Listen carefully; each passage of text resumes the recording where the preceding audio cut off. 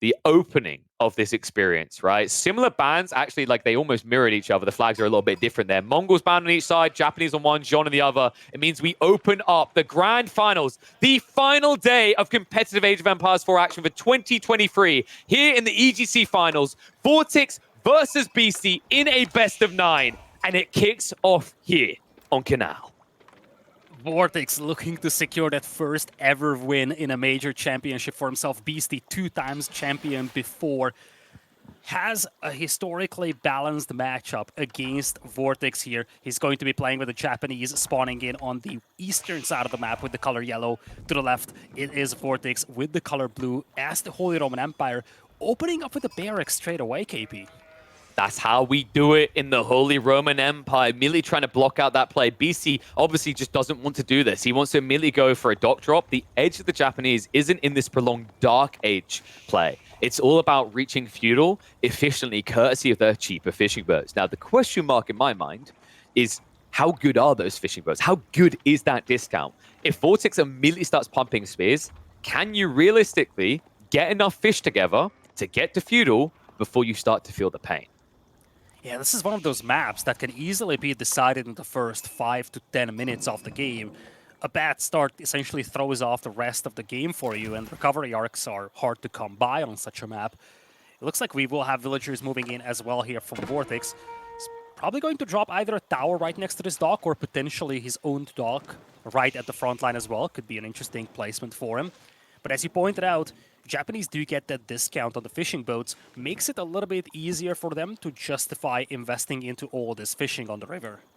Yeah, this is starting to look like it's going to be the outpost opening, right? Like, he's not holding enough wood for a dock drop. He's only got 3 on the wood as well, so looks like it's just optimized timing around outpost drop to block out fish. Funny thing about this position, he drops an outpost here, it pretty much denies all the fish in the area. So Beasty, I guess the cool thing for him is it's only 4 spears, so although you'll eventually lose the dock, it's fair to say that with the rate of burn down, I think that this investment should pay for itself and then some, which is really what you're looking for. Notice he didn't go for the racks. He could have played into Dark Age Samurai. It's just not a great matchup because the difference is that the HRE has a 40% increased gathering speed on the food, and you don't, right? So it's very hard to contest that, even with shoreline fish. Tower on the way. Beasty does have all these fishing boats nearby, so once the tower goes up, it's going to be problematic to keep them alive, especially because eventually the dock gets torched down, so there is nowhere to hide them. And this is where we have to touch on the fact that on this map Canal, most of the shorefish spawns close to the middle of this river. So the closer you get from the middle of the river towards your base, the more difficult it is to get access to fish. So even if Beasty pulls back these fishing boats all the way to his side of the map, it's going to be difficult to get any fish for himself. You see, there's actually just a single droplet of shorefish nearby. Yeah, actually, like the fact that one spawned that far back, actually, I think that might have been 2, could give him a backup plan. Like, it's actually worth dropping a dock for 3 fishing boats back there. We'll have to see. He's now going to be forced away as he sees the outpost is up. Now, the cool thing is he could have hung around here and gathered some fish because you could just garrison them back and forth the dock, but it's too low, like you said. Coca Township going up with 6 villagers here. This is the big difference, right? VortiX invested in an outpost, 5 spears, and the racks. That's why he's not ready to go. And what makes it crippling on this timing for him as well, he hasn't gone into fishing. He hasn't even moved on to gold yet. So it may look on the food like he's ready to rear up into feudal. He's still about a minute and a half out. He might even have to rush up with like 8 villagers on an Arkin. This is getting concerning for VortiX here, I feel. Koga Township allows you to make the Shinobi, which will be very effective against all these spears. And Beasty managed to keep all the fishing boats alive. Sure enough, he lost the dock, but when he cleans this up, he's going to be able to get back onto fishing very quickly. And it's a lot is going to come down to that forward villager here from VortiX. If that gets sniped, it's very easy to just burn down that one tower with the Shinobi. Yeah. And once that happens, there is not much from VortiX that prevents that fishing anymore. Hear me out. You bring the villager forward and drop an outpost on the gold. But you have to do it now. Like, you can't wait. It has to be fast. Like, maybe it's too late for it. It's a good idea, but I think VortiX, yeah, he decides to hang around. If he had made that play, right, drops an outpost, the way that this map spawned, Beasty's gold and stone were both on the south side. I guess the stone just across the river would have made it kind of weird, though. The reason you have to do it before the Shinobi comes out is if Beasty was to see a villager on the front, he'd happily Shunshin in and lose the Shinobi to kill off the villager. Instead, now VortiX just has these 5 spearmen. What makes this really awkward is the Shinobi does heal, so realistically he could go in, stab you, take a hit in return, and then Shunshin away. Looks like we are going to get that defensive dock. Shunshin, nice blink away just in the nick of time. Did actually yoink one of the spearmen. Burn damage coming in, but you can see actually like it's not going to be that fast, that threatening. This dock will go up. Yeah, it is definitely something that causes a lot of delay in Beasty's economy, though. He's pushed away from the goal to those Shinobi. They actually managed to sneak out there, looking to take out that one tower in the middle. As there is a second dock having been snuck up by Beasty. It's going to be right next to an enemy pond, though, or enemy dock, beg your pardon. Dude, Unless this dock gets burnt down. There's a villager garrisoned inside for repairs. Yeah, he should have the Shunshin though, right? So he's going to get away. He sabotages both. The tech up just came out, but now VortiX can't do anything with that tech up. Good thing he did at least push that away. Yeah, he gets him away, and that's the important detail. But keep in mind, one thing that is a bit wonky for Beasty, he didn't produce more Shinobi, so he can't perma-disable that dock. He's got one more in queue, but most of the Shinobi are heavily damaged over here. Villager goes down, and Beasty doesn't have a dock right next to the opponent's dock over here. He does have a galley coming out, though. Yeah, new villager moving out. Now, this is unfortunate. I think BC maybe a little bit of a misplay there. Like, choosing to actually sabo onto the tower, it's kind of greedy to think you're ever going to kill that. Maybe he thought that he wouldn't be able to get in for a second sabotage after he forced the first, but it does mean either way, VortiX is now going to get a chance to play this. I think, realistically, like, if you dive in with Shunshin on a full HP Shinobi, you might get sabotage in time. But I guess from BC's perspective, that's a bit of a gamble he doesn't want to take with a 120 resource unit. Villager.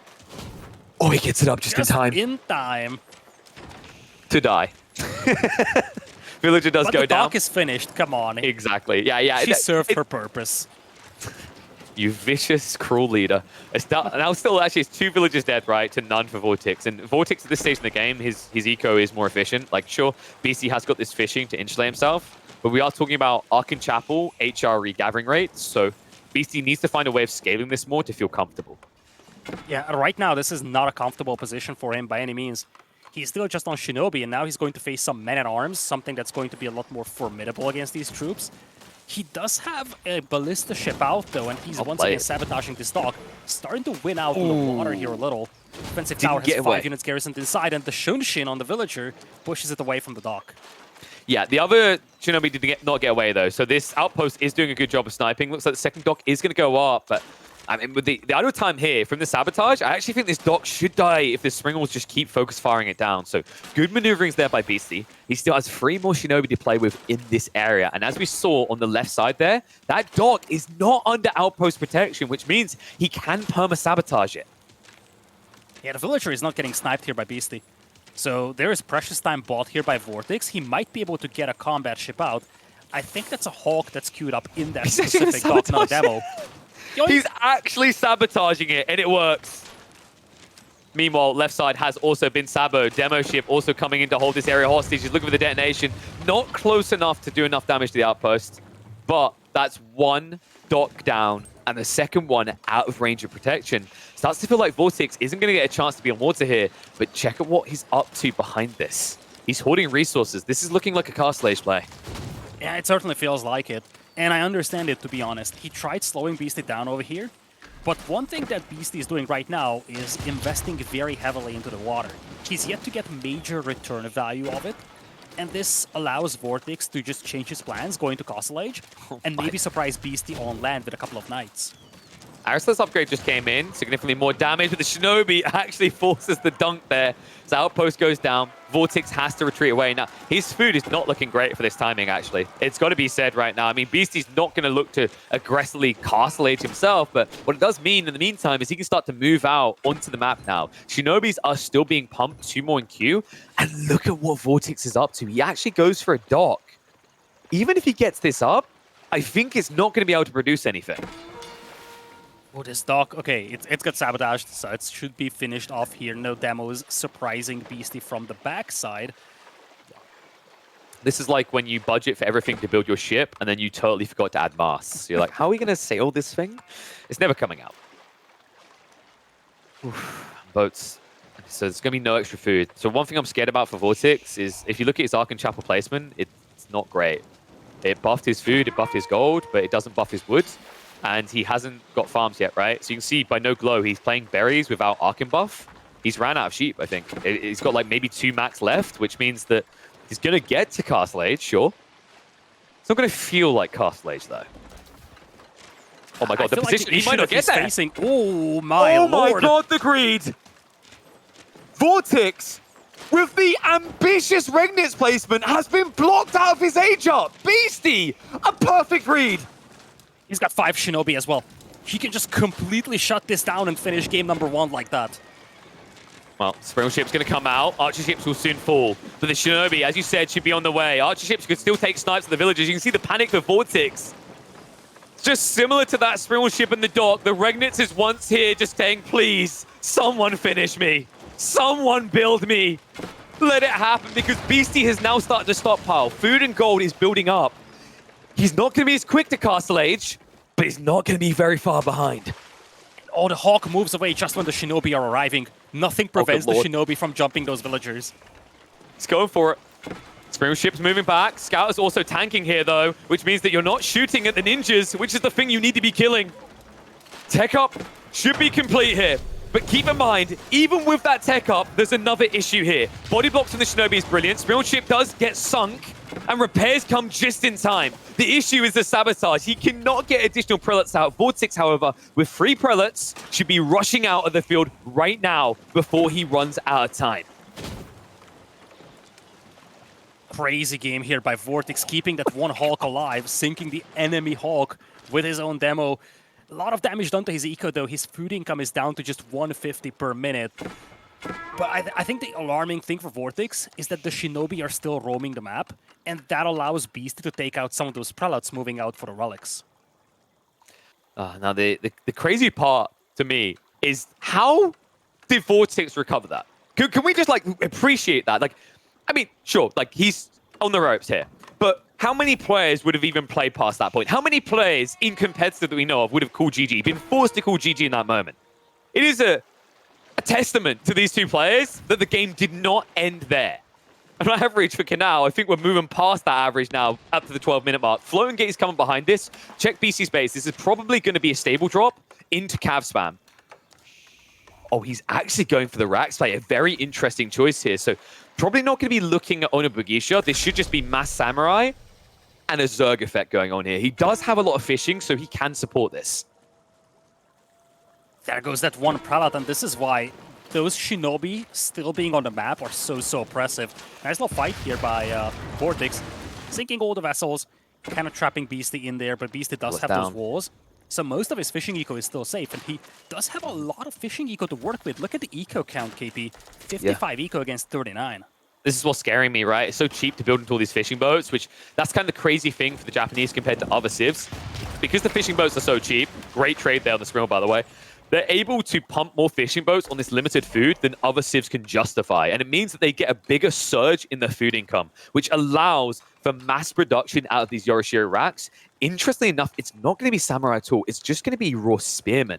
So kind of makes sense, right? The standard play for H at this stage is just going to be to mass into their Knights, and you'll be able to block out on multiple locations with smaller numbers of units. This is a different approach than what I've seen from other Japanese players, but it's because Beasty is highly prioritizing, coveting even, all of these relics. Yeah, it's going to be tricky now. He still has the Shinobi to try and snipe enemy prelates with, but at the same time, you have Knights coming in from VortiX, which are just as good sniping the Shinto priests, if not better than the Shinobi are on the other side. I actually love that, by the way. You see, is that the Archer ship coming out the 4-dog? That's a crafty play. He's going to try to move past the demos, and then he might find the eco on the berries. There is no... Okay, Sprung ship's coming. So this is the thing that will hold him hostage. The demos have to trigger earlier than they wanted to. BC's going for a demo of his own after this. Wallalow, just to let him know, I've got a relic, buddy. It's over here. And the Spearman should be able to guard this side. Shinobi's still guarding the center. So this is looking like it could still be a free relic game in favor of Beasty. And a Spearman here is not something that VortiX can deal with. Has to fall back with the Knight. He's probably looking to try and take out the Monk coming in from the other side. Big engagements on the water at the same time.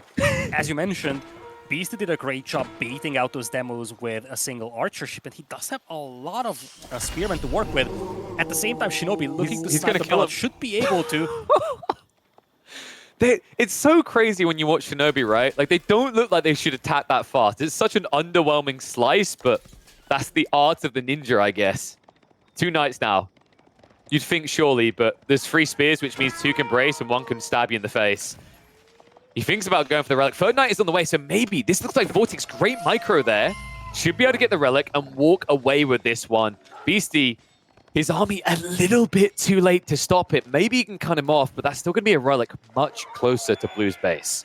Marvelous micro there by VortiX, by the way, keeping all 3 knights alive, but Beasty's not giving up on that just yet, and he is starting to mix in some Onimusha, something that's going to be great against all these knights, and it will also give Beasty some much-needed mobility, something that his current composition is heavily lacking.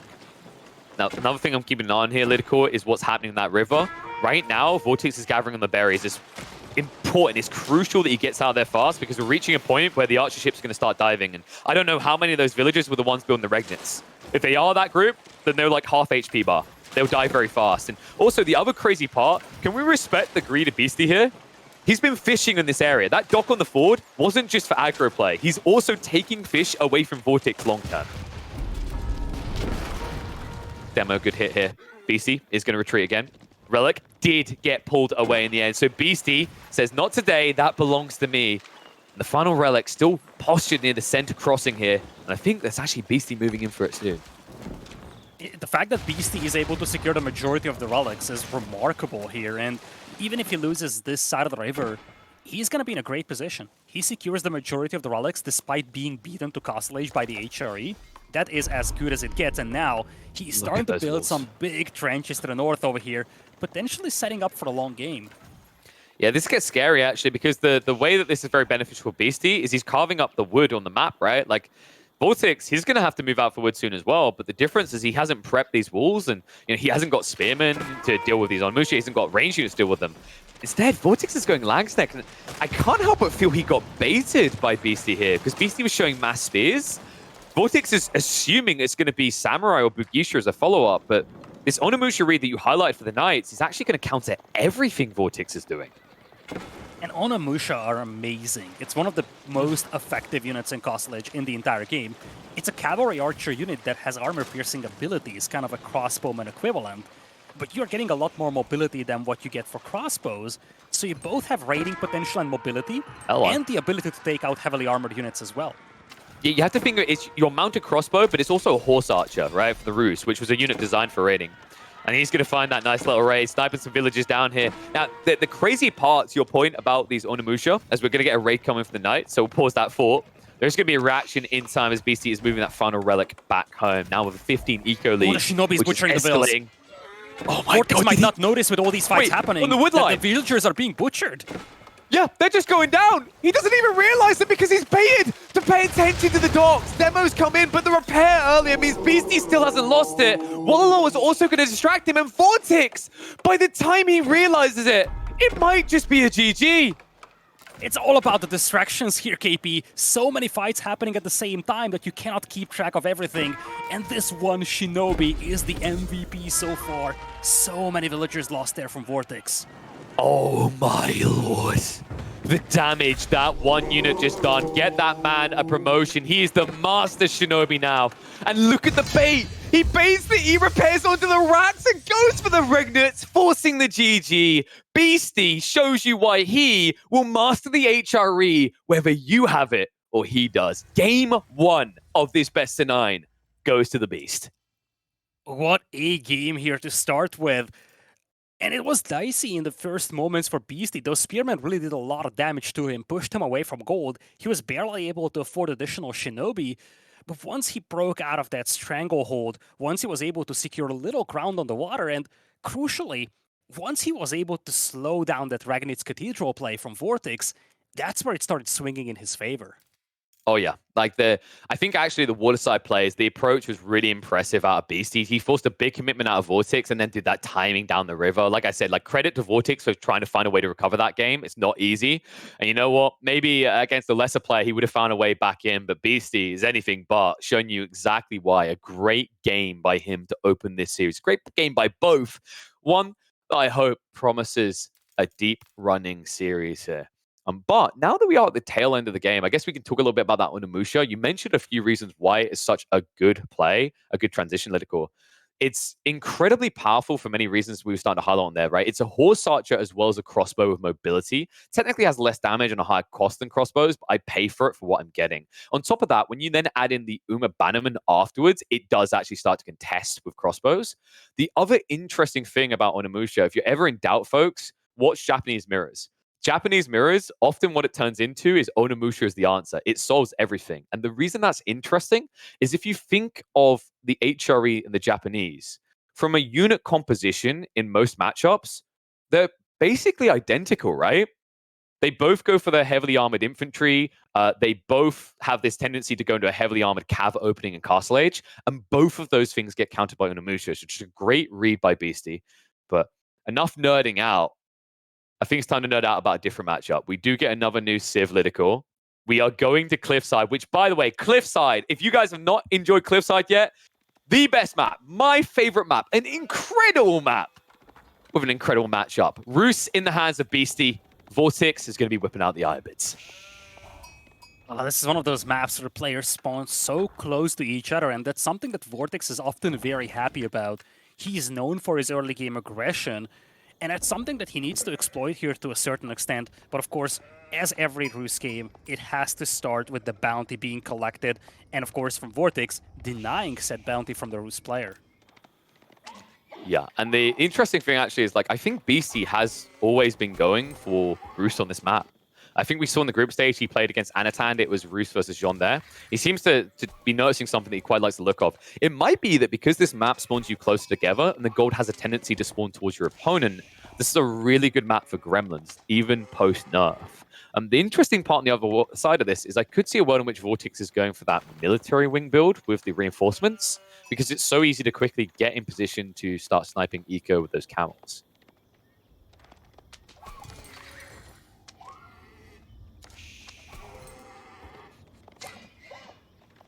All right, what bounty are we getting here? Wheelbarrow's already been primed. He has got his deer stack at the back. We haven't really looked at wolves yet. So realistically, this is going to probably be like 250 to 280 range at this pace. I mean, it is 3 scout versus 1. And the interesting part as well is, like, this is one of those civs that you can afford to do what VortiX has done here. Not going for a second scout is usually very greedy against the Roos. But for this civ, because you like berries more, you kind of get away with it. Sure, you're giving over gold, but the reason why a lot of civs go for double scout, it's not just about sniping bounty away. It's about getting your fair share of sheep. For Abbas's, Delhi, Ibids, they don't have to care as much about that. Oh, certainly. That's kind of their backup source of food, but it's not a priority like it is for many other civilizations. Looks like bounty is looking pretty healthy here for Beasty. We'll be able to afford Wheelbarrow and Feudal Age without any major difficulties. Also has a decent haul of sheep for himself, so really this Dark Age is as good as it gets for him. On the opposing side, let's take a look at what VortiX is up to. What is he aging up with? Oh, whoops. Sorry, I was just saying that was kind of bait. It's going to be the reinforcement, yeah. It makes a lot of sense. Like, you can potentially snipe the scouts. You can also block the opening play of a knight by the roofs, and in the meantime, you can try to harass eco. That was great by VortiX, by the way. Did you see what happened there? Beasty got baited by the sheep to the north that he wanted, so he pulled away, and then VortiX just kind of rapid-fired down the remaining deer there. So a nice little yoink away of the gold. Beasty does get just about enough, but oh, the scout! VortiX almost got the perfect place there to deny the Kremlin placement. That is such a lovely Kremlin placement, though. Right on the gold, right on the stone, allowing you to play into 2 TCs if you want to. And it's even pretty close to the hunt as well, so that's going to be a great position. That's going to be a great strong point for your economy. And with Beasty moving out with so many villagers towards the stone, we will be having a 2 TC play for him. On the other side, I don't see any villagers moving out towards the stone here for VortiX, so no major surprises on that side. He's just going to be playing 1 TC. It's fast castle, I think, and he doesn't have any other options because that Kremlin, you said it was good, actually it's incredible. So it's not just about securing the gold and the stone. It's not just about the fact it blocks the shortest route for VortiX through the central ram. The way that this map spawned is very awkward now. If you look at where the cliff lines are, if VortiX now wants to try and raid, he has to go on a very wide arc to the left or even to the right there. And the right one especially is predictable, and the left one just got wider. Beasty is going to be going for the wall wide. I wouldn't be surprised if he drops a small wall between this wood line near the stone, on his primary, because then there is no wrap-in, even when you're talking about Camel Lancers. Yeah, for the time being, not much happening here in early Feudal, as you would expect, but VortiX indeed working towards that fast castle potentially. A build that is known for being very good when it comes to countering a 2TC build. You beat your opponent to Castle Age, you secure the relics. That is going to offset the eco difference that you have between the two players due to the villager difference. Yeah. And then you can leverage those relics immediately to try and punish the enemy player before they are able to build up their army. You know what's an interesting thought on this map, actually, in particular, is because Beasty's going 2TC, does VortiX try to go logistics? Because logistics is really good against Roost. You're basically beating them to their own timing of just rushing relics, because you instantly spawn 3 dervishes in Castle Age. And Beasty, although he'll shrug and be like, okay, I'll just do a high trade house instead, this map usually isn't great for high trade houses. They're all right, but it's kind of comparative to when you see Roost build high trade house on Gorge. It's like one wood line and that's it. VortiX being very aggressive with this one Desert Raider, and this is definitely a unit that he can use to just limit where Beasty can place that second town center at. The Kremlin has already secured one patch of deer, but you see, he's posturing right next to the second pack of deer from Beasty. He knows that Beasty is likely going to try placing that town center over there, and he's going to try to, at the very least, delay that second town center expansion, if not fully deny it. You know, the more I'm thinking about this, the more I think this might just be a dervish play, which is really important that Beasty doesn't get these walls up, because if he does, he can block 2 of the relics. And the whole goal of logistics here would be to take the 3 relics closest to Beasty and make it a 5-relic game. So really cool read there by Beasty. A lot of players here being greedy like this, you know, or feeling a bit greedy, they're going for their TC and whatever, wouldn't invest in these walls. Because realistically, by going on these walls, you've delayed your town center timing, right? Like that palisade cost does add up, but it's the difference between VortiX having options on his Castle Age choice and feeling restricted. And this starts to feel like a game where he may be handcuffed into going advancement, even if he'd wanted something else. Yeah, Beasty harassing these villagers here with the one scout, loses 1 to the town center fire, but there is advancement coming in here, so quick Castle Age for VortiX. But it also means that he's not going to have a dervish to start with, to start yoinking those relics. Not the most optimal town center placement on the other side, though, for Beasty. It does secure the southern side of this forest, but securing that gold mine is a little redundant with the Kremlin that we already have, and he wasn't able to get any additional food. So, in a way, this is a win for VortiX, being able to limit Beasty's expansion towards additional sources of food. The issue is you could like spawn gremlins, but even if you do, the camel will just run away, right? But it would have at least secured his location. Like what you're thinking of is the left side there, right? The deer and the boar would be the perfect TC. But I imagine Beasty is aware that he's up against advancement, and if he goes to that wide TC, he's going to be so late to his own Castle Age that it's not going to compete. So I think it is the right read. Let's talk a little bit about advancement. Advancement kind of seems a little bit OP at the moment.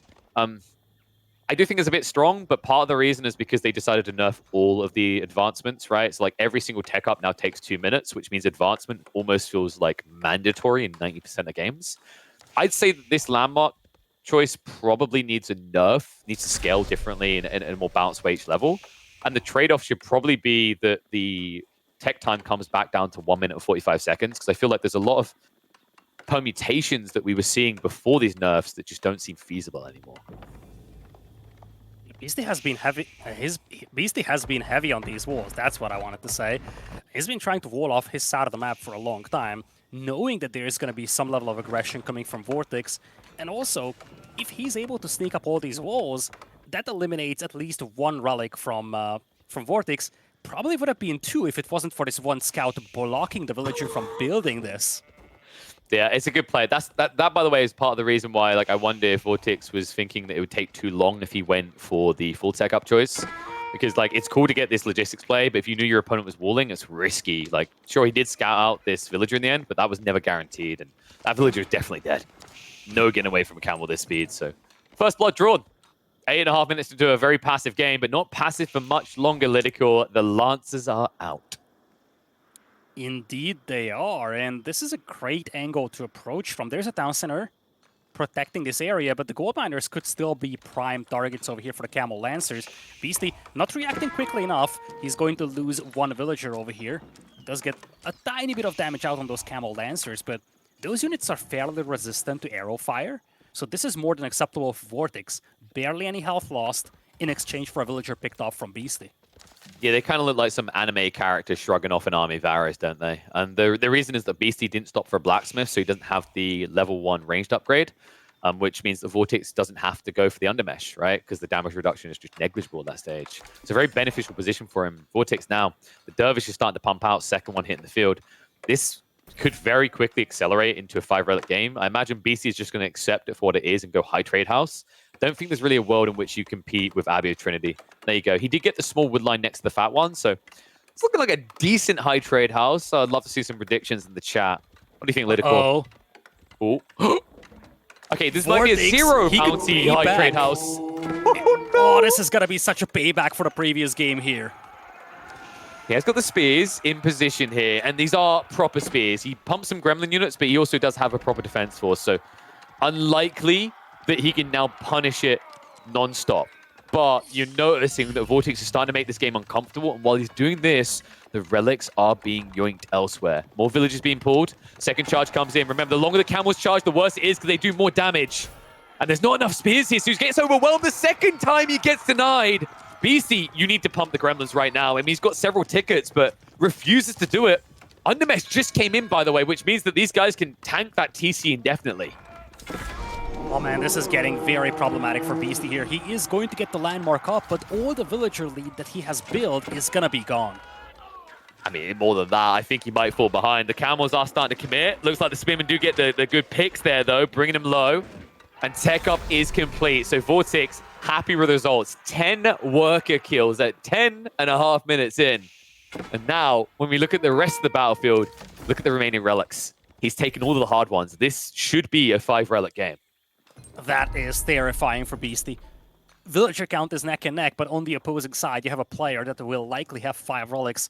And this could be even worse. If VortiX had a tower on that ridge to shoot down on the villagers on the hunt, this would be even more problematic for Beasty. This is actually a missed opportunity for VortiX to do even more damage. Oh, I would just part the camel raiders there, right? Oh yeah, you can do that down too. the low ground. Yeah, like why waste wood? Let's use those free units we've been building. Oh man, it's definitely one of those things that I love about Cliffside. Like Cliffside, like I said, I actually rank it alongside Dry Arabia. Maybe it's a little bit too aggro to be balanced for every civ, but I feel like most civs can function here. And I love the dispersion of resources. You know, when you first look at Cliffside, it kind of looks like it's a bit too turtley, but you realize very quickly it's not, which is what makes it quite an invigorating map to witness and also play on. Walls have gone up, by the way. Looks like Beasty started to show some respect for Camel Lancers. He's going to start escalating his eco lead again, but it's not really an eco lead when your opponent has 5 relics.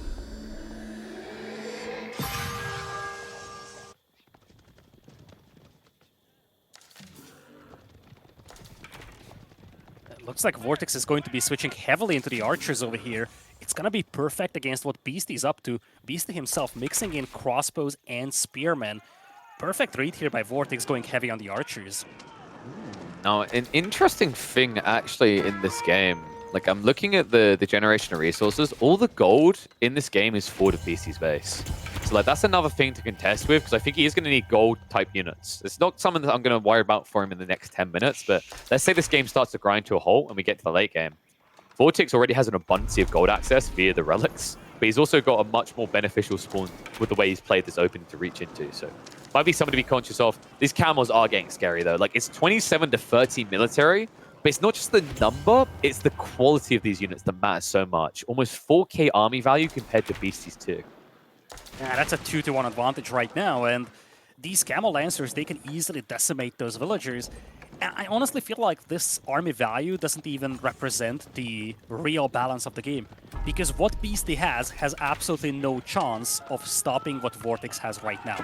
Maybe in the choke point, maybe the Kremlin helping, but like that's one location on the map. And you can see he's posturing. He might find the villagers in the food, and that's a freebie right there. Beasty once again loses his eco lead. Neck and neck, 2 TZ versus 1. It feels anything but neck and neck.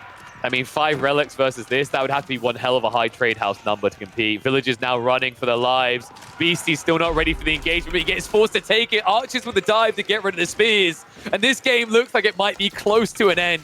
There's just no standing army, no leg to stand on. Beasty will call GG. And VortiX, He evens us up. He keeps it balanced as it should be, considering the 50-50 win rate between these two. You look back at game number 1, we talked about that, the moment where the Ragnitz Cathedral got delayed / even borderline denied as the turning point of that game in the favor of Beasty. You look back at game number 2, probably the turning point you're looking at is that High Trade House costing so many villager lives for Beasty. Even with a perfect High Trade House, it would have been difficult to match up against 4 or 5 relics, but with all the villager casualties he suffered there, it was just an uphill battle he wasn't able to take. And after 2 very quick games here to open this series with, we're looking at an even score line at 1 apiece.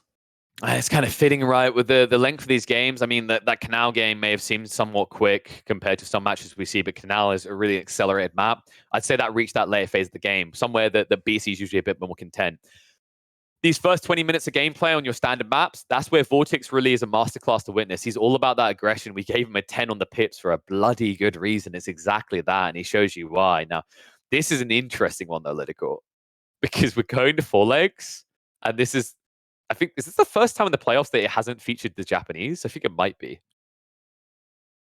Oh, that's a part of the reason why is because VortiX cannot use the Japanese here. It has been banned from him, and Beasty already used it on Canal, so we don't even have a chance of seeing the Japanese here on this map. What's actually more surprising to me is that Beasty is opting to go with the Chinese over here. Back when this map was very heavy in the tournament rotations, we've seen Beasty using HRE mostly on this map, but picking Chinese over here could really be that element that we mentioned at the beginning. The fact that they have to game plan for 6, 7, 8, potentially 9 games even, and that means that he's going to save one of his favorite civilizations to a later stage. I think it makes sense, though, right? Because if we look at the cards, what I'm seeing here is a very defensive Civ versus a very aggressive Civ. And it's being manned by the right players, right? Beasty likes to be that more defensive player. I think we ranked him at a 10. VortiX likes to bring in that aggression. I think, honestly, after that game, it should go up to 11. I think we just need to... Can we just, like, draw on an extra little pip at the end here and pretend it was always there? Because he really is a blood seeker. Yeah, previous game, Beasty 10 out of 10 defense over here is not something that worked out well for him. As a reminder, folks, these player cards were made such that the players ranked each other, so it's not any random dude saying that these guys are, good or bad in a certain category. It is the players themselves considering how the other players match up against them. Definitely some interesting insight into how the players perceive their future opponents. Yeah, I like how no, guys, it wasn't us. They were flaming each other. Nah, they were flames. They were just giving logical kind of analysis here. It is an interesting way to perceive, and I think it's accurate for VortiX. A 6 out of 10, especially, might seem like, whoa, why have we got them so low? Because VortiX, how to put this? It's like if you put everything into attack, there is no defense, right? Like, VortiX reminds me of that classic Dota 2 carry who says, I don't need a defensive item if everyone else is dead, right? So they just get more and more things that add damage and they kill everyone. And that really is VortiX in a nutshell compared to his bro that has a more methodical kind of like probe you and pick away at your defenses approach.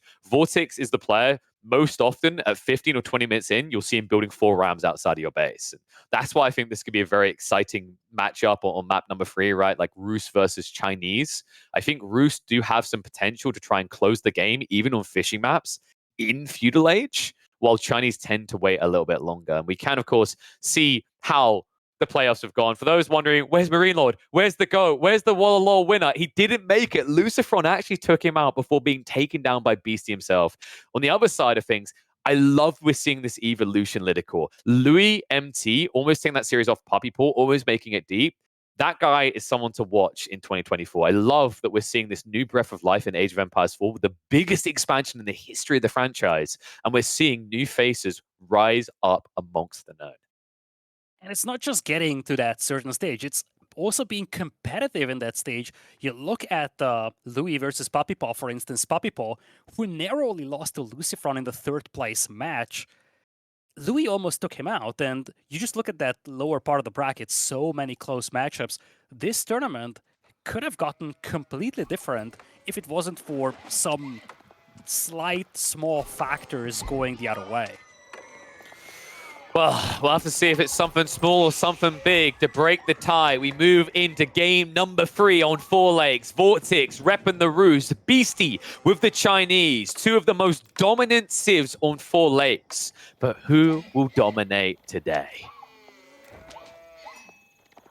No Japanese on this map over here. Beasty has already used up his own Japanese pick. And VortiX was banned from Japanese. And this is where we have to touch on the fact that this is Beasty's first home map selection.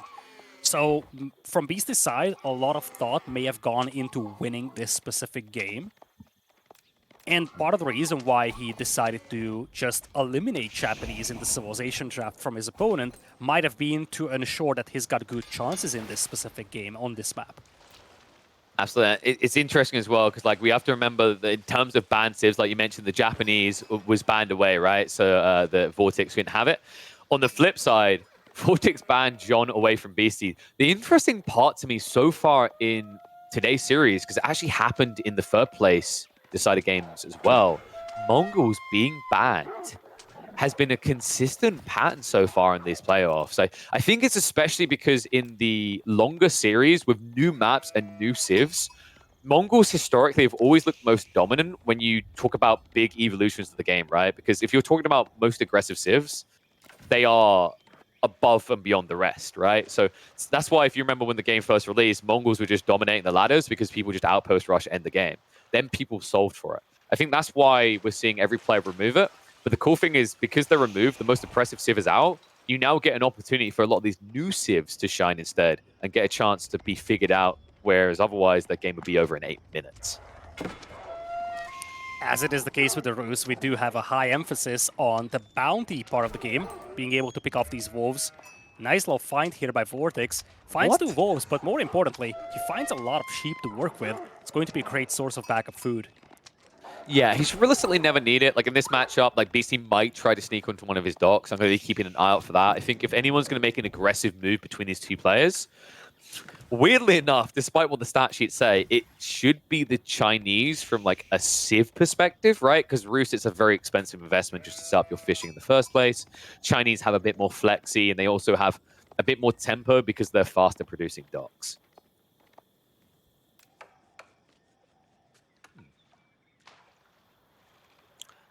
By the way, I'm noticing some talk on the animation canceling. It is there on Deer. We might as well like address it. It's always going to happen at the moment. We have accepted it. It's not too bad. It's only affecting on the Deer right now, right? So like that's the nice thing. It gets the Gyre out of the way. In some ways, it's beautiful because you get past the murdering of the innocent creatures quicker instead of watching them suffer.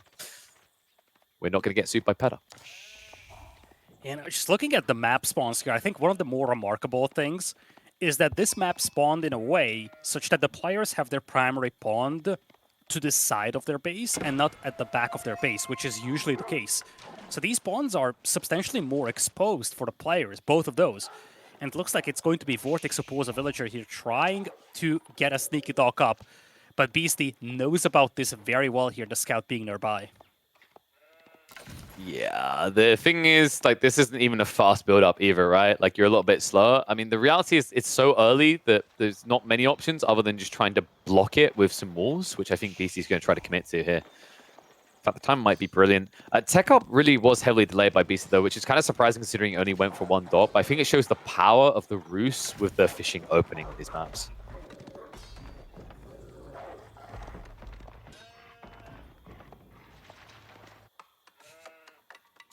Kunlun's very defensive there. Like, he is going to reach into that wood line, but one thing that I'm a bit worried about is, like, if the Chinese go for this cheeky, like, horseman play, which I think BC tends to like to do a lot of early horseman harass, even with the Chinese, he might hit the mark there on that north side tree line.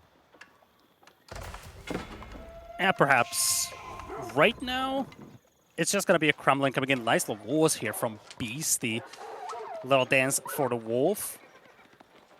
And all these walls will prevent VortiX from getting that dock up over there. Beasty scouted that villager very early on. Now, VortiX is going to move to the pond to the south. Not something that has been contested by Beasty just yet. Interesting, actually. This is an interesting double down by VortiX. After he gets blocked on the right pond, he knows that the left one should be open because that's a lot of walling at this stage in the game for Beasty to commit to when he still hasn't aged up. So this is It's pretty intriguing because essentially VortiX now has a realm of possibility to get 3 lakes fairly comfortably. I'm wondering if Beasty is going to try to like shift north. Right now, he's actually walling more because he's getting worried about like the night opening. VortiX, remember what we said, like these two civs matching up, the Roost should have momentum on their side in Feudal. And VortiX is showing you a very creative way to use that. A lot of players would have taken that northern corner dock instead. Him taking the southern one has denied that eco-exploitation of the Chinese. Yeah, I think he's realizing that Beasty is going to play very defensive over here. Sees a lot of walls. He is going to put some knights on the field to keep Beasty confined in his base, but this is just a diversion from him, allowing him to set up a very strong and consistent food eco with the fishing boats. He has his own pond. He's even queuing up a combat ship somewhere. Makes me wonder if he actually managed to sneak a dock on Beasty's spawn, but nope. That logic alley is just going to be on the neutral pawn, preventing a sneaky dock from Beasty. Speaking of sneaky docks, though, Beasty manages to get one on the pond of VortiX. It's the tough part of 4 lakes. It's those stealth forests. It makes it very easy to see a villager a little bit too late to do anything about it. So he's going to have to contest on his own pond with that.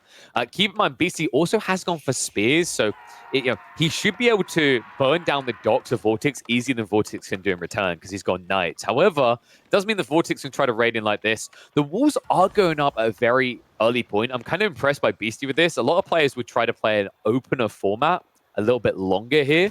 But it's just incredibly risky when you're up against heavy cavalry. Yeah, of course, you can convert your combat or your fishing boats here for VortiX into combat ships, makes this defense a little easier. There's going to be a Logia attack ship coming in as well, something that deals with the initial galley coming in from Beasty quickly. But it's definitely a good move from Beasty regarding just slowing down his opponent's eco expansion and being annoying on this pond. Causing as much chaos and damage as possible buys a lot of time for Beasty to build up his own eco with the Chinese Song Dynasty. Which, by the way, he hasn't yet reached. He's still in the Tang Dynasty. No, but there's a big difference here, right, in what's happening. VortiX with a lot of food is just scaling towards that castle age. One thing that does scare me, even though there's a sink in the ship there, is realistically it should be harder for Beasty to snipe out these fishing boats because they're a lot more chunky.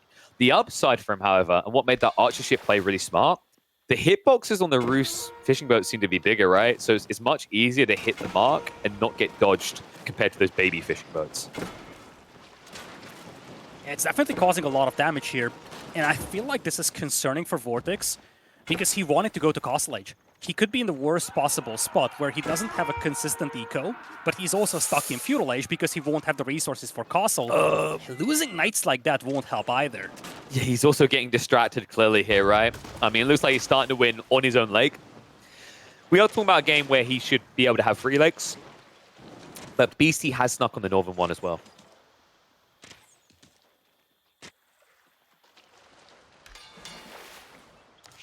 So, thinking about where we are in this game, Beasty now having a decent eco lead. I think VortiX is still going to reach Castle Age first, but the one risk he's going to have is, like, right now, what is his play? He's got knights, and he's going to try to go for religious units on horseback to pick up relics. Doesn't mean that Beasty, once he gets that wall complete on the south side, if he can get it complete, he could just rush out with spears and guard all of those relics. Yeah, I feel like VortiX is too slow here. You look at his gold income, it still takes about a minute for him to get the gold he needs for Castle Age. And I think Beasty is realizing that his opponent just wants to beat him to Castle Age. Beasty is piling up resources for Castle Age himself. Beasty, interesting this hard investment onto this lake. I wondered if he was just going to try to bait it out. You don't even have to necessarily commit. It's the fact that VortiX has to act as if you are, but still, let's keep VortiX honest. It's stopping him just rushing up here. You can see he's even having to queue additional production behind this, floating close to the Castle Age mark, but never able to really just strike at it. And this is slowing down the knight expansion of VortiX. When you force him to invest into ships on multiple pawns, it makes it near impossible for VortiX to also continuously produce knights and also progress towards Castle Age. So VortiX had to sacrifice knights production here. He's going to get to Castle Age with absolutely no land troops, so protecting those warrior monks will be a challenge. And it's going to be slow, because it's high trade house. The meta right now is always high trade house, right? You don't rush Abbey of Trinity often anymore, which means his timing on picking up those relics is even worse. It means that Beasty might realize what's going on, and either A, catch up into Castle Age, or move Spearman out to block any play onto Relics anyway. And there's definitely an easy play there for him as well on that north side. Demo's coming in, will push VortiX back. He has still got the Doc to play with. This is now an awkward point where it starts to feel like a sunken cost fallacy. Literally and figuratively in this game, right? Because there's no realm in which Beasty should realistically lose control of that pond now, but you feel like you have to try and challenge it anyway to stop him getting eco. Yeah, Beasty has actually contested all but the southern pond so far. He's going to be denied of this dog, but he still caused a lot of chaos on VortiX's side, so much so that Beasty's food eco is actually better than the Roost player, who had multiple ponds worth of fishing. Barbican also coming on the flank, so this is the point where Beasty should start to feel a bit protected. It's actually a perfect timing because he could start moving out with these spears soon to guard the relics. Like we said, with 3 of them being on the north side, it's an easy camp point. VortiX is, however, rushing into the monastery. One really nice thing about the Roost here, and I think it's a big reason why we've seen Roost players move away from Abbey of Trinity, is you have a lot of extra wood surplus due to that 20% extra on drop-off. So usually you can afford monasteries a bit quicker than other civs. Yeah, Beasty, look at this. He's going to be on the way towards Song Dynasty, but also he has a bunch of food to work with. He's not going to be far away from Castle Age either. And when the dust settles, he's really not going to be that much behind in Castle Age compared to VortiX. And that is alarming for a blue player over here. You're down by 10 eco. A lot of your fishing has been contested by Beasty. And you didn't really get much out of your Castle Age advantage so far. No, I mean, and this is the difference, right? It's usually a Roost player has like 4, maybe 5 nights at this point in the game after being about a minute to Castle Age, but he lost those nights, that careless dive where like they got stabbed down by Spearmen. It means he doesn't have the same flex wide. Like if you look at VortiX's vision on the map, it's kind of deceptive because you'll see a lot highlighted, but it's because of where he is on water. If you think about where he's on land, he's heavily limited and he even gets caught moving out with that first Warrior Monk. It's a unit that he is paying full price for, by the way. So not easy right now in this game. Imperial Palace also coming up behind this from Beasty. I wouldn't be surprised if we're looking at Pass Guard spam, considering he already has the Raxus. Yeah, not a landmark that you commonly see as your primary age-up landmark, as the dock finishes just before the night arrives. Beasty is going to be given an opportunity to challenge this pond as well. No ships in queue just yet, though, but one thing that Imperial Palace is going to give you is vision on the enemy eco. In general, a lot of vision. But when it comes to that ability to see the enemy eco from time to time, that sets up Beasty very well for raiding. That is sick. Beasty, he done that intentionally. He snuck back. VortiX didn't react to it, though. So he went in for that dock to bait aggro, and then he sets up a second dock. So now VortiX can actually lose this pond because it's 2 dock versus 1. That is such a brilliant read. Beasty had that dock down there uncancelled for a very long time. And now it's going to pay off because VortiX, he doesn't want to get muddy down in a fight on a lake he knows he realistically can't win. He might not have a choice, though. Yeah, most of the army here for VortiX is just militia. He's got a couple of knights on the field. First relic is on the way home, but Beasty's just going to say hello there. Targets the High Trade House straight away with the Spearmen and the Archers. Little slow to snap on the villagers, though. So VortiX gets out here for the time being. I'm just like, how did you guys get here? That's a long walk to make. An ambitious one, but they do get in position. Roost now trying to hold these docks hostage. It is going to be a pull of the Gremlins to join in on the torch down. So it looks like VortiX says, I will have a bloody answer to this. Don't doubt me. Beasty, meanwhile, just scaling a land force right now. Spears being added in, crossbows as well. I think he's looking for a very strong timing to try and dive this north side. He's already proving a weak point of VortiX's base, and it's the wood, right? Like, he's got 2 small wood lines on the left side here, but it's all kind of congested in one location. He hasn't got a split wood spawn like what Beasty has, with 1 fat to the left and 2 small to the right. I'm wondering why these spearmen are being sacrificed here. Yeah, I think that's an A-click. I feel like one of the ideas must have been shutting down the food eco of the opponent. You shut down the villagers on the High Trade House, combine that with the fishing eco being shut down. That could be problematic for VortiX. But I can also see Beasty willingly throwing away a couple of spearmen eventually to force his opponent to mix in archers. And he gets the response what he wanted. He sees veterancy on those archers, knows that VortiX is now investing into archers, sets him up very well to make a switch into Palace Guards. And we've seen what Palace Guards can do, especially on a map where you haven't really sufficiently walled yourself in, is that flood. That flood comes really fast on maps where you have water behind it as well, because all the food income maintains so high at this stage.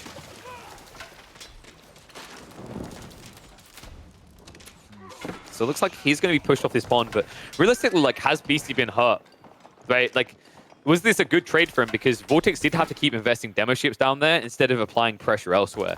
You can see the result on land, right? Like, if we talk about military investment, Beasty's army is a lot more scary right now than VortiX's. Oh, certainly. And VortiX is very heavy into the archers, and that's scary against the Chinese, who are known to be able to make very quick tech switches. You supervise those barracks, you can get a bunch of palace guards out in an instant.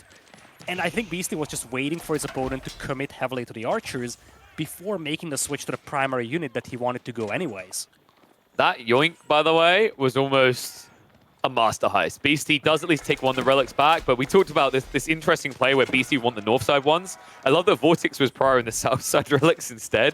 So exchange-wise, there's still one relic up for grabs, but you're right, like this palace guard spam is going to be scary, and we have to remember that Beasty does have 2 ponds. He did win that northern one a while ago. This southern one has still been contested for a while for VortiX. I think he's only been actually gathering fish off of 2 of the deep waters. So it really isn't a fair match right now. Even with the efficiency that the Roos have comparatively, I'd say Beasty, good reason, you can see it, the food numbers, is ahead.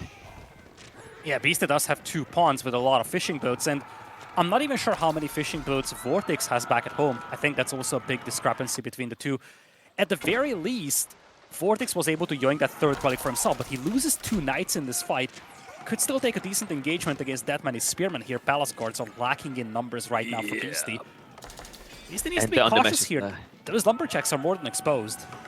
Well, I think he's fine here. The level 2 ranged upgrade just came in, so VortiX has to get out. Like, this is not a good fight to take. You just saw the Siege Workshop. You know there's going to be Nesta Bees.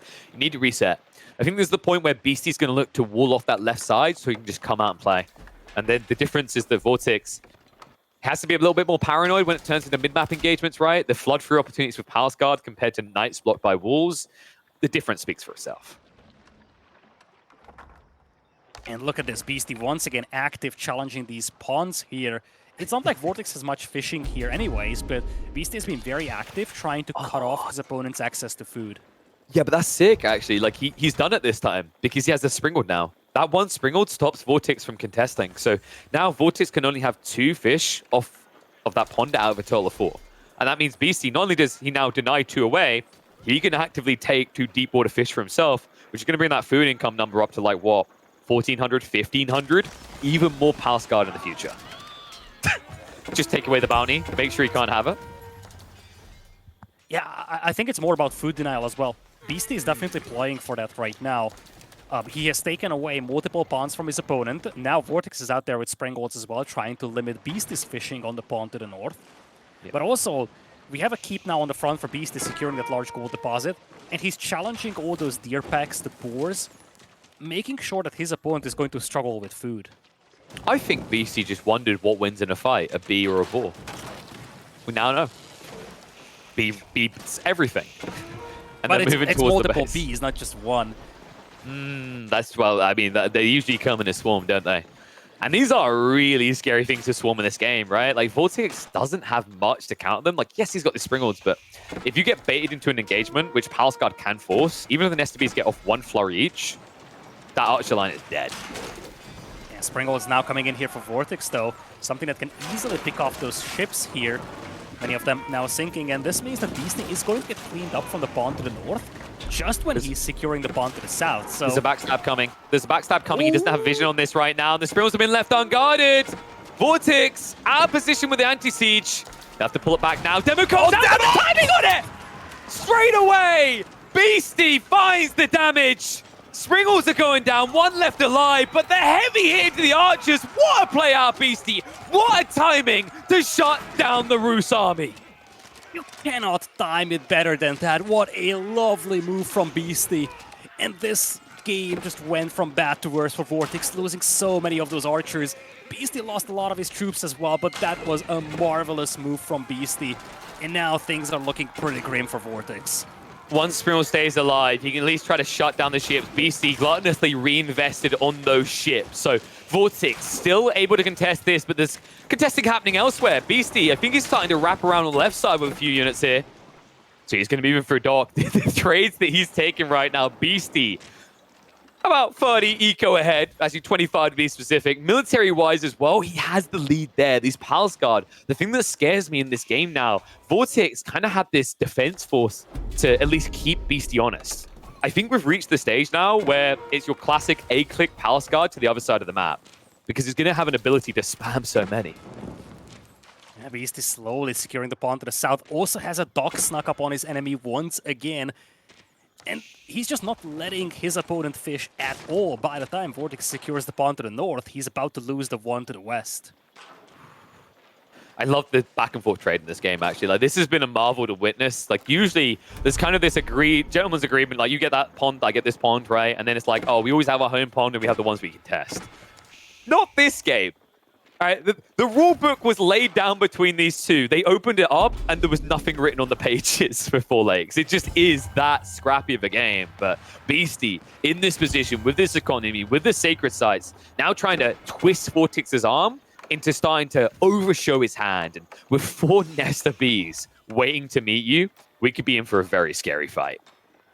Perhaps, assuming that VortiX wants to fight this, because it looks like he wants to go into Imperial here, stacking up a lot of food, a lot of gold in the bank as well. Could be a risky move here, given how big Beasty's army is as well. But it looks like Beasty doesn't really want to aggress him, so this could be a great timing as well for VortiX. Looks like the Palace Guard are at least going to get cleared up. VortiX, the problem I see in this timing is, like, if you're caught running back home every time to clean up those charges, it's buying time for Beasty's eco elsewhere. So really important that he still keeps these little pockets of food gathering elsewhere on the map. Now, one thing I'm noticing is that VortiX has not much gold left on his side. He still has a gold deposit to the north of his base. One that's semi-depleted within his base and one kind of on the eastern portion of the map. But these are all small gold deposits. And right now, both of the major gold deposits are under the control of Beasty. Which is scary when you consider that VortiX wanted this high armory so badly. He has at least got the golden reserve, right? I think he's got probably about 5k gold left there and his 3 relics. So he has some runway here, but he's going to have to make a play for gold elsewhere soon. We are talking about 2 TC Beasty. We are talking about a decent amount of gold and food and reserves. So once he sees this tech up, it isn't impossible for the Chinese to immediately just follow you. Yeah, Beasty looks like he is thinking about a couple of farms over here, just casually dropping a granary. Nothing else around it for the time being. He is close to pop cap though, so he's going to start banking resources for Imperial Age himself. But VortiX will have the upper hand getting into Imperial. Question is, what can he get out of his Imperial? He was the first player into Castle Age, didn't really get a massive advantage over Beasty with that. Is he gonna be able to leverage Imperial Age here? If he wants to go Strelts, that's going to be slow, right? And Nesta Bees do decimate that. I think the biggest deal here is the fact he's getting shot triggers, which completely invalidates Beasty's army. Beasty kind of bold in his approach here. Actually might work out because the villagers, if those Nesta Bees just turn. But they're not. They're not interested in turning. They're trading right now before the shot triggers come in. What a read by Beasty here. Forcing the army away before he cannot take any siege engagement. And the villagers are coming in. Beasty looking for that keep drop to park himself right under the high armory. It's ambitious, but the timing may have been perfect. These are Chinese builders. They build buildings very, very fast, as Beasty is going to be on the way to Imperial with the Spirit Way as well. I don't think that VortiX can fight this just yet. Oh my god. Crossbows will be in. He's not going to get it off the vills. But he's not, like, the roller shot triggers. If he just burns it down once more, it's not even going to come in. Nesta Bees with the sting from heaven. Beasty able to push him away. Upgrade for the Springles is in, but does it count for much here? Villagers have nowhere else to gather. The castle is most definitely going up, and we know what Beasty is going to place on that wall next to it. That stone wall to block the line of sight of the Springles, keep the Nest of Bees alive. Such a clutch move by Beasty, and he is up to Imperial. I guess the answer we've already gotten. VortiX wasn't able to secure any advantage from his Imperial Age advantage. And these walls that VortiX has built, or tried to build, imagine if they were just a minute sooner. Could this have been difference? Could it have been the difference that gave him the breathing room to look competitive in this game? Because Beasty now up in Imperial Age, with a perfect position to make it Ming Dynasty if he ever chooses. This high armory completely wasted. Doesn't feel like it's got its value. Also, VortiX's army is just raw crossbows, which, quite frankly, is not an answer to Nest of Bees. With the Sacred Site still being contested, that's at least one pressure VortiX doesn't have to worry about. But realistically, where the hell do you go from here?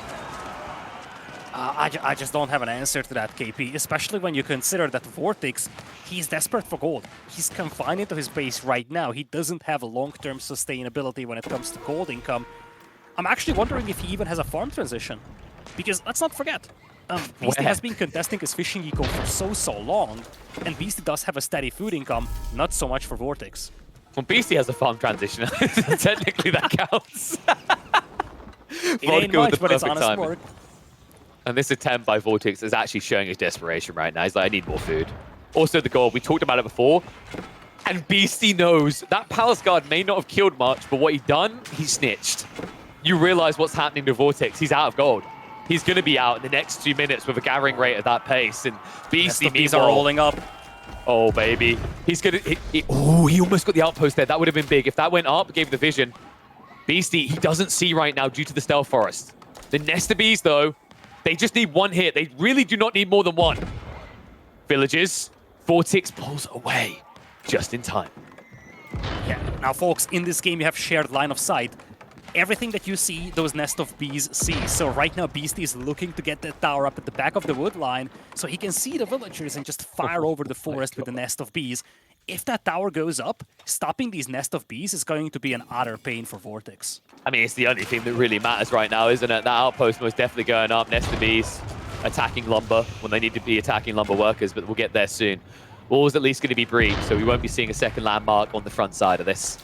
But as it stands right now, a very uncomfortable game for VortiX. A lot of springles being built.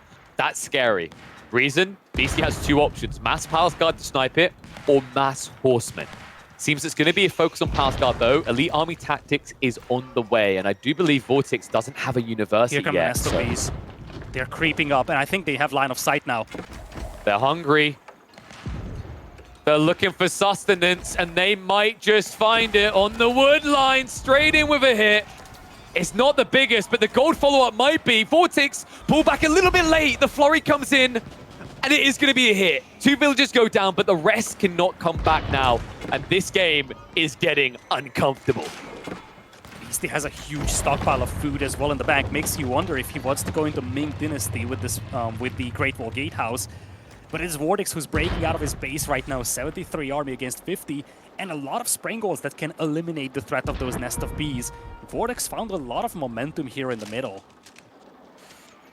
He needs to right now. I mean, the one worry I have is VortiX. It's a strong counter, but it's one-dimensional right now. We do have to worry about his runway to convert unit type. If he cannot find some gold off of this breakout, this game starts to favor Beasty more and more, which is why I love what I'm seeing out of VortiX. With the limited gold he's got, it's going to be a stable transition. He's well aware of what the potential counter is, and if this does just turn into a horseman versus horseman clash, Roos are better. Boy's Fortitude is an incredible tech this late in the game. What are you doing? He's a little confused. Come on. The foreman, I guess, or forewoman. Beasty doing something that he so commonly does in these late game scenarios, having a massive economy, almost double the villager count compared to his opponent, and he is stripping the map barren of resources. He's moving out towards all these exposed resource deposits, the core, the hunt, and he's taking it away before VortiX could put his hands on that. So what we're saying is he's doing the Beasty. The thing that we know he loves to do. The Nesta Bees. That's an overkill on the Springle. That means the Nesta Bees get the shots out. Heavy damage in. They are starting to get traded out, though. Palace Guard are going to commit here. Now, these are heavy losses. VortiX going under 40 crossbows and shrinking. And remember, the Palace Guard, they didn't just fight here. They dove into the economy. They find the Bombard as well. Army's going to be thrown away. And Beasty building a bigger and bigger eco lead behind this is enough to force the end. GG. Beasty takes the third. Beasty was 200 pop for so long, he piled up a lot of resources, whereas VortiX didn't really have a backup to work with. Once his initial army got cleaned up, there was just no turning back here. You see that economy, it never kicked off for VortiX, and part of the reason why is because he was so confined in his own base, and part of the reason why is because Beasty was so active challenging those spawns. I mean, it was so impressive to watch. I think, can we make like mid-tournament adjustments to the cards? I'm going to override the players. I think we give Beasty a 7 out of 10 on the creative, right? Like that was some very imaginative approaching words. Unicorn approach, shall we say, to Four Lakes. Like, I don't think I've seen a player play it to that extreme. The different positions, the bait docks, the second dock on a delay, the fact that he didn't cancel a dock, came back for the second later into the Springwall transition. So many elegant phases of this game out of Beasty to take that win. VortiX done a good job of trying to mirror and match him, but I think especially those early licks, those timings that Beasty committed to, really did start to kind of propel him forward. I mean, this was not a game that was just default won by Chinese. It was hard fought for. But Beasty does get that win. He is now up 2-1. And we hop next into Himayama for a Malian English matchup. An interesting one, LidaKor, because I'd say this one typically heavily favors the Malians. In general, there isn't really any many matchups which do not favor the Malians. We talked about this in the third place match. That combination of javelin throwers and Dunsos is extremely difficult to deal with. And that applies even more so in the case of the English. The English would just struggle so badly against those javelin throwers unless they pull something very unique out of their top hat. I can see that being a thing here for VortiX. He's known for being able to draw up some very unique ways of playing Civilizations. And Himayama is definitely not as much of a standard map as Dry Arabia is, for instance. But if you asked me right now whether I know a win condition for English in this matchup, I'd probably say no, unless Beasty blunders something very badly. You know what? I'm wondering if we're looking at a dock drop into proxy racks for VortiX in the center. It's a good play on Himayama because this is similar to Cauldron, right? That same logic of why English was so good there. But also, VortiX did do that exact thing in his matchup against Puppy Paw when it was English versus Ibids. That game admittedly backfired for him. But I think Ibids have a bit more aggressive of a tech up timing compared to the Malians. And if you do get those men at arms out early, you do get an outpost up eventually on their gold. Feels like the Malians game is almost over, right? Oh, certainly. This is going to be one intriguing game to watch here for us. Once again, looking at the players, neck and neck when it comes to the all-time series count. 7 wins, 7 losses on both sides. And it's not just the sets being so even, KP. It's also the individual sets being so balanced. They are almost tied up when it comes to the game win-loss ratio. No, I mean, it's pitch perfect, or was, right? Like, we almost got there. We were knocking it off a little bit, right? It keeps pivoting back and forth, but that's why I was hoping it's going to remain as even as possible. Like, what a brilliant way that would be to actually round out 2023, right? Having the two most closely matched players who have consistently matched up against each other, going into a grand final, going into a game 9 to decide it, just so that one can be sliding into the DMs and saying, by the way, I have the positive win right now. Thumbs up. No matter what happens, Beasty's perfect balance of 2 gold medals, 2 silvers, and 2 bronzes will also be broken here today. True. Did you just do what I done? I need to get. I hope it's not a permanent marker. I just drew like 2 pips onto Beasty's creativity. Oh, great. Now there's just 2 dots on my screen. By the way, I think we missed an opportunity with a little crown. Like, we should have shifted it onto their head instead of the corner of their little frame. That's my feedback for the future. Just let them wear it.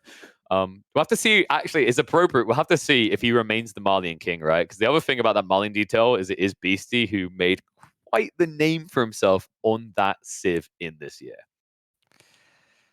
Oh, certainly. He has definitely been one of the big Malian enjoyers. And I think this is a matchup where VortiX might be okay with a loss. I think this is a tough matchup for the English. Great pep talk, buddy. You look at the realistic setup of this as we head into game number 4. VortiX definitely has the weaker civilization of the 2 in this matchup, you feel. It would be a 3-1 if Beasty wins this game. That's where VortiX needs to kick things off. I feel like he can afford to have one more game being taken by Beasty here, make it a 3-1. Not anymore, though. He's definitely going to try something cheeky here with English. He kind of has to. Otherwise, the Malians will just steamroll him. Yeah, as expected, it is going to be the villager pull for the dock drop. It's not going to be a trip villager, though, because he understands Malians don't really do fishing, so he doesn't have to contest it. It's not, sometimes you'll have matchups where both sides could go for docks. So the VortiX versus Puppy Paw series, because it was Ibids he was up against, Ibids get cheap docks. VortiX in that game pulled 3 villagers because he was a bit worried that he was going to have to fight for it. This game, he knows that's just not realistic, so gets the dock for free.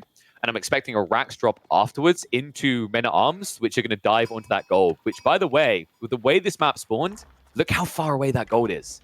It's at TC range, and 2 wood lines between it.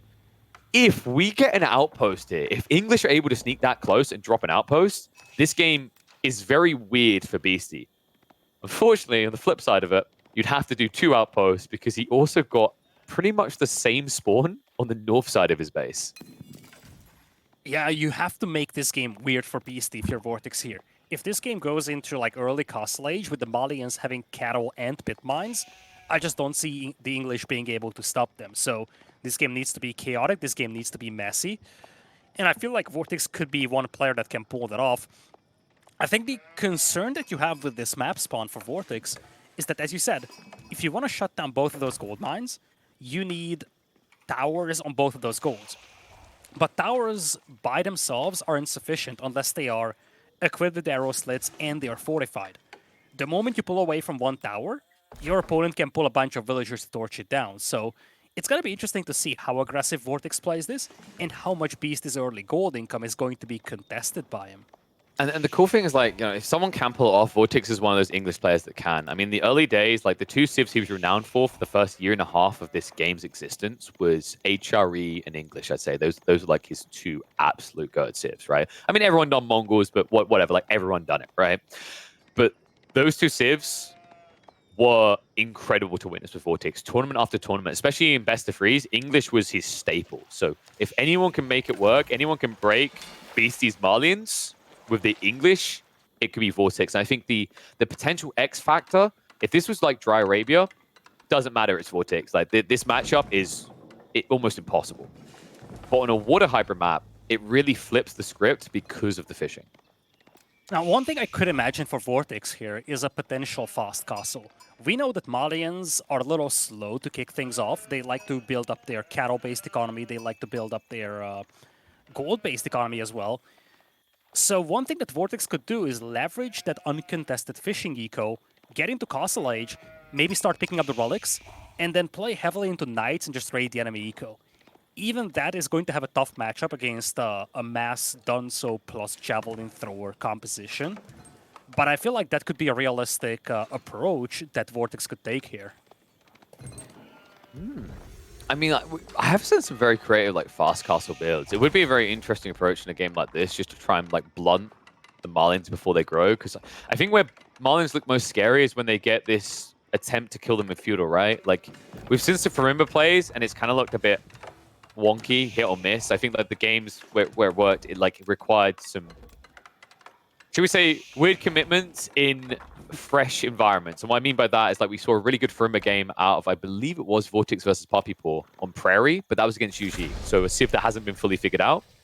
But someone like a Farimba play, English versus Malians, like, we've seen loads of those mutations. So I do like this idea of just trying to find something creative out of the known, right? Because I've seen plenty of games where, like, the English just try to go 2TC White Tower and they just lose, right? I've seen plenty of games where they try to feudal all in and they lose. But fishing isn't something we often see Malians and English being on the same map for. Beasty, for the time being, just going to focus heavily on the eco. Wheelbarrow, double broad axe on the way. There is a tower coming up, though.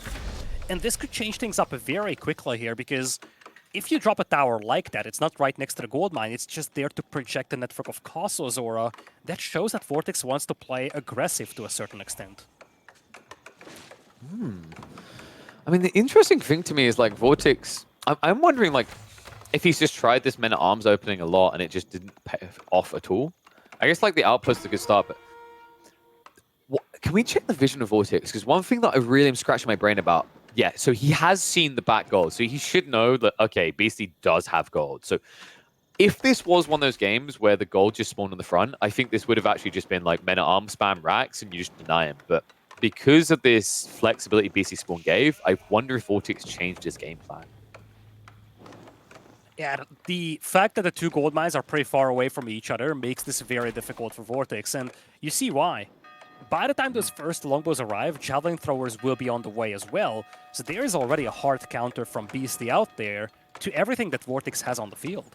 Yeah, I wondered if BC was going to make this more than just about the aura, if he was actually going to try to get his hands on some stone as well for Arrow Slit, so that Javelins can't dive as easily. Good harassment here, though, forcing the wood line back. Beasty's just going to set up a lumber camp on the opposite side. He doesn't want to deal with this. That attack speed aura makes it very easy to just lose villagers when you look away for a second. But right now, this is way too one-dimensional. I think there's options for VortiX. He can either try to like castle off this, or he can try to get horsemen. Because right now, like Beasty, realistically, you could go Donzo Javs, but right now you only have one unit to counter. And usually the follow-up for English is actually racks, not stables. So this whole idea of playing implied odds against your opponent is kind of reminiscent of why Mr. made stables work, right? It's because no one thought English would do it. And on fishing maps, you can do stables. Yeah, for the time being, this is just as standard as it gets right now for VortiX. Has a couple of longbows. He's looking for villagers, though.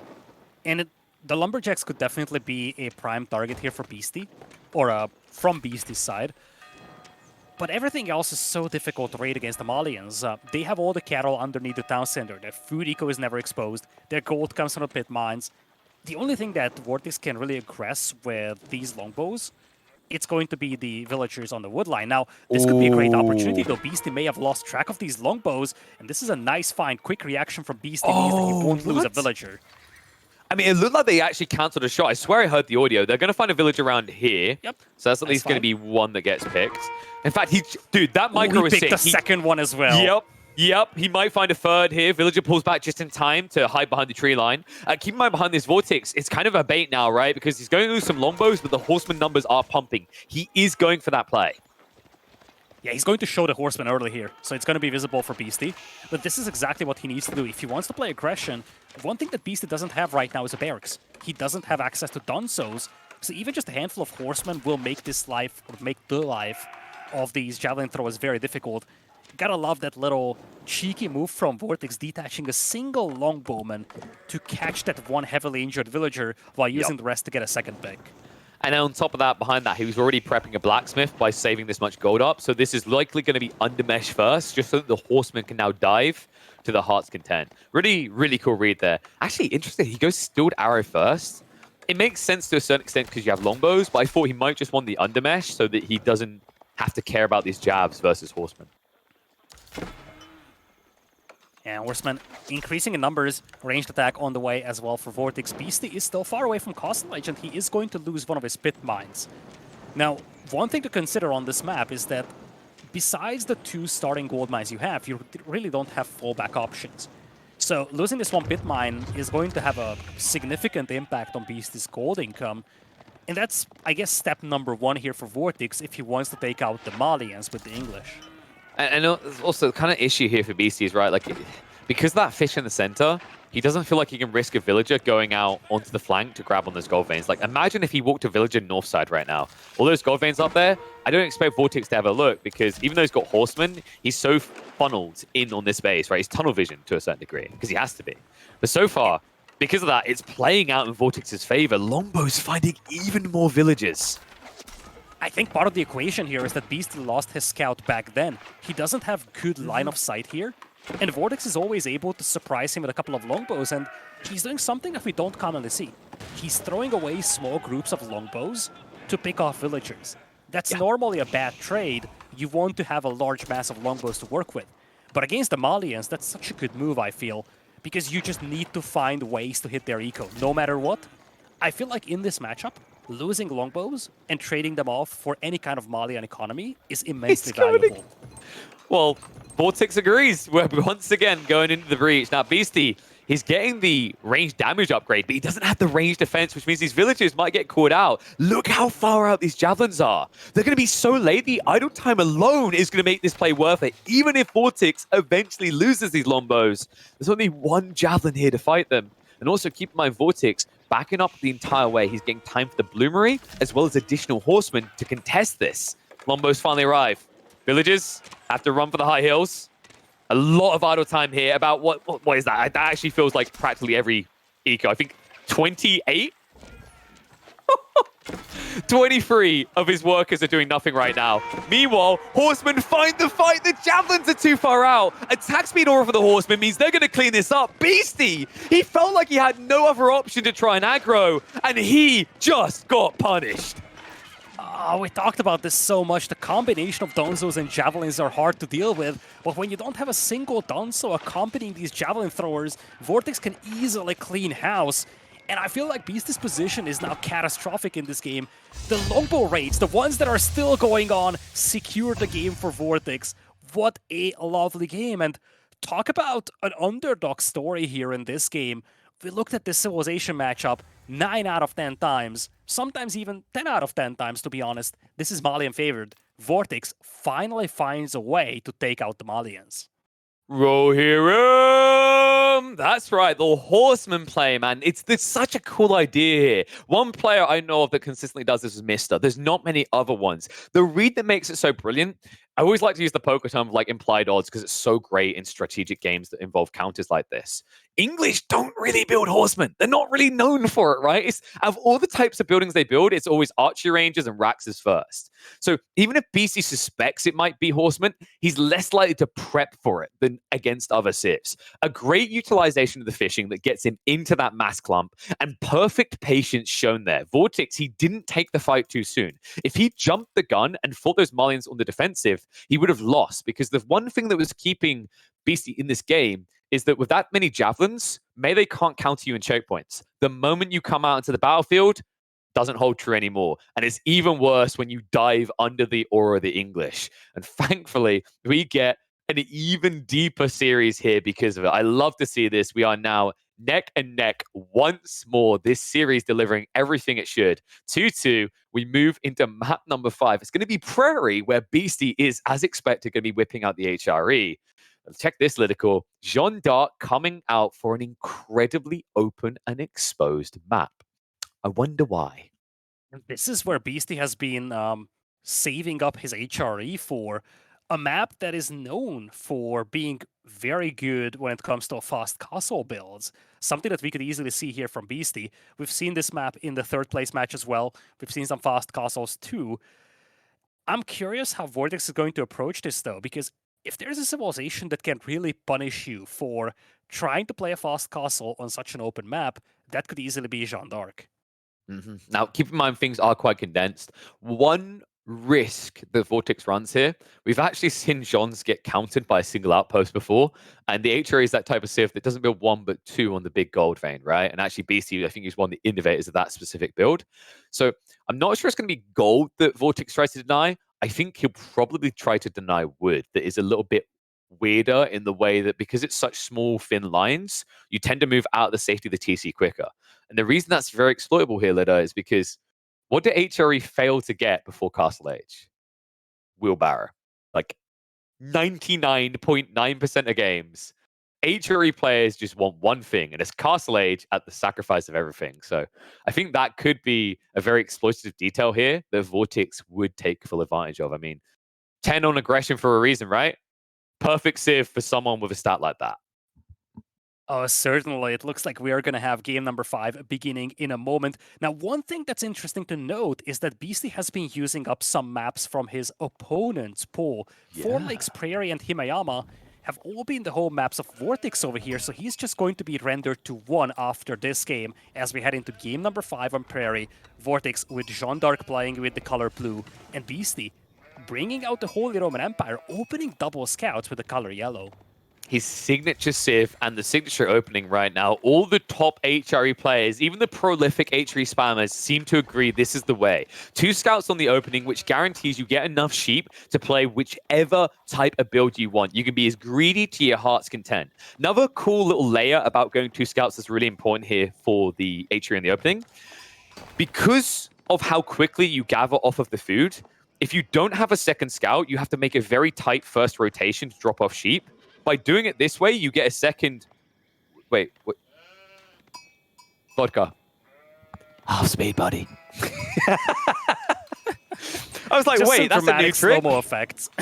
Dun, dun, dun, dun. I mean, he wanted to capture the 5 sheep in slow-mo there. Beautifully done, Vodka. But like the crazy thing, right, is because you gather off the initial sheep so fast, you have to come back quicker with your scout with the HRE.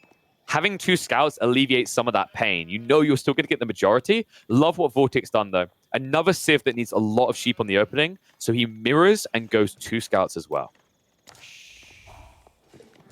Yeah, double scouts on both sides over here. We can take a quick... Oh, my lord, that was very close. What? Way too close Wait, for no- comfort. No way he VortiX gets... shouldn't have gotten away with that. What? Did he shoot a sheep? It looked like he was almost shooting a sheep with that final flurry. I can't believe he got away with that. That was absurd. You know what the funniest part is, Lida? Even in the grand finals, VortiX is the type of player in that moment that would call GG if he lost a scout and that many sheep. And honestly, I would understand it. We talked about this with Jeanne d'Arc, especially during the third place match.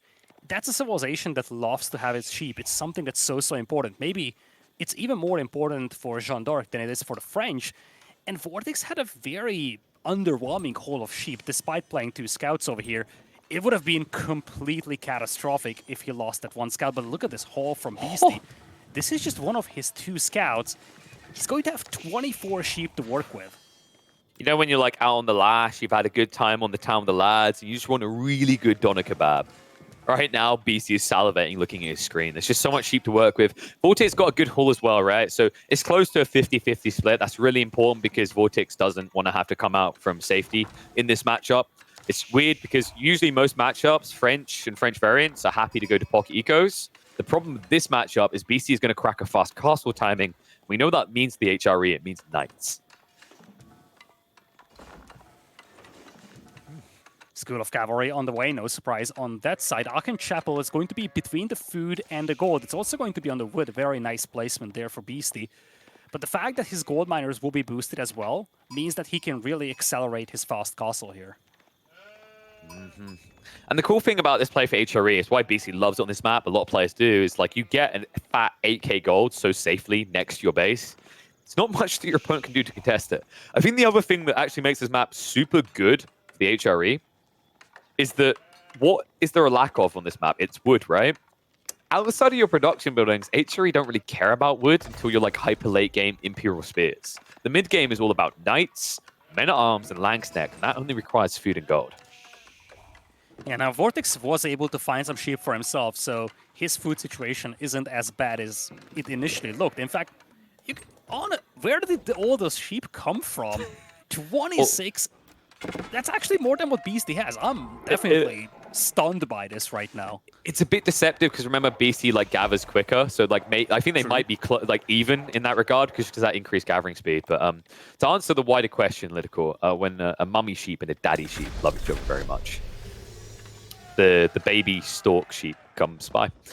So hence Prairie was born. I didn't know that that was a feature, but it's good to learn things that I didn't know about this game so far. It's how like it's crazy as well because every time I see the count of sheep on this map, it always feels bigger than what I remember it last. You know what I mean? Where you're like, oh yeah, there's like 30 sheep. Wait, what? There's 40 sheep? Oh wait, there's 45. When does the number go down? Oh dear, Yeah, I haven't seen this. It's insane. Just looking at Beasty's sheep count, 26 or so, you would think that VortiX isn't going to have a lot to work with, and then you look at his base and it's like in the actual low 30s. So he's going to be more than set with food. Wait. Jean is going to get found over here. Are we getting a tower rush? Is it finally happening? Possible.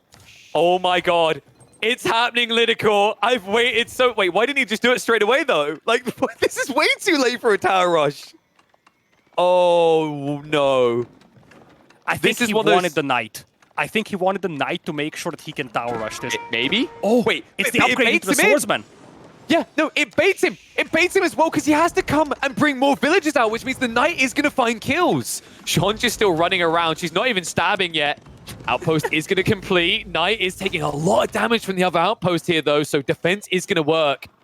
And we got to check now. Check the normal UI because we need to know what the intent was here from VortiX. Is the XP close or is it far? I'm so confused on the happenings of the last few moments. He's so close to the second level here with Jean, but the last few moments were just very chaotic over here. I feel like this was more about baiting out the tower to the side so he can place this tower in a position where the opponent cannot contest it.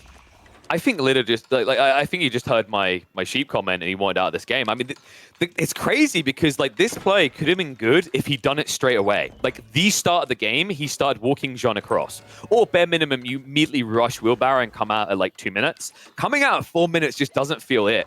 This could have been a really cool play. It would have been a tough one, definitely a kind of a coin flip.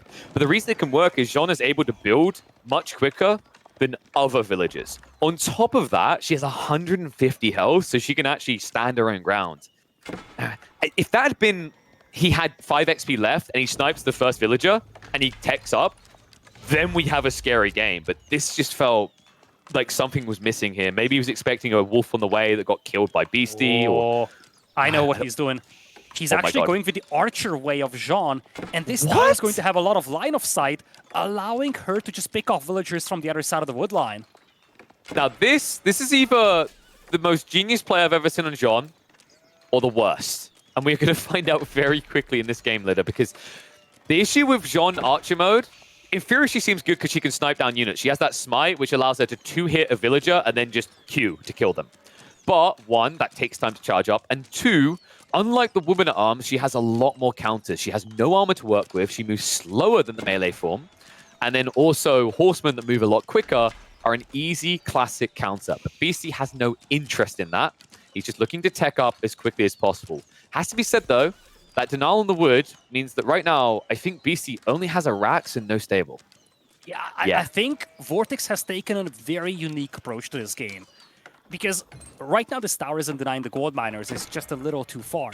But he's doing something that's so unique, and I've honestly never seen it in a competitive game before. He's playing wood denial, and he's essentially preventing Beasty from adding any production buildings by completely shutting down that wood income. Which works, by the way, because of what Beasty done with his base. He didn't move for the other trees, even though it's next to the Arcanid, until after he done the straggler tree. So now he has to make a desperation play to get 1 load of wood so that he can build a stable. If he does that, that's when it's tricky for VortiX.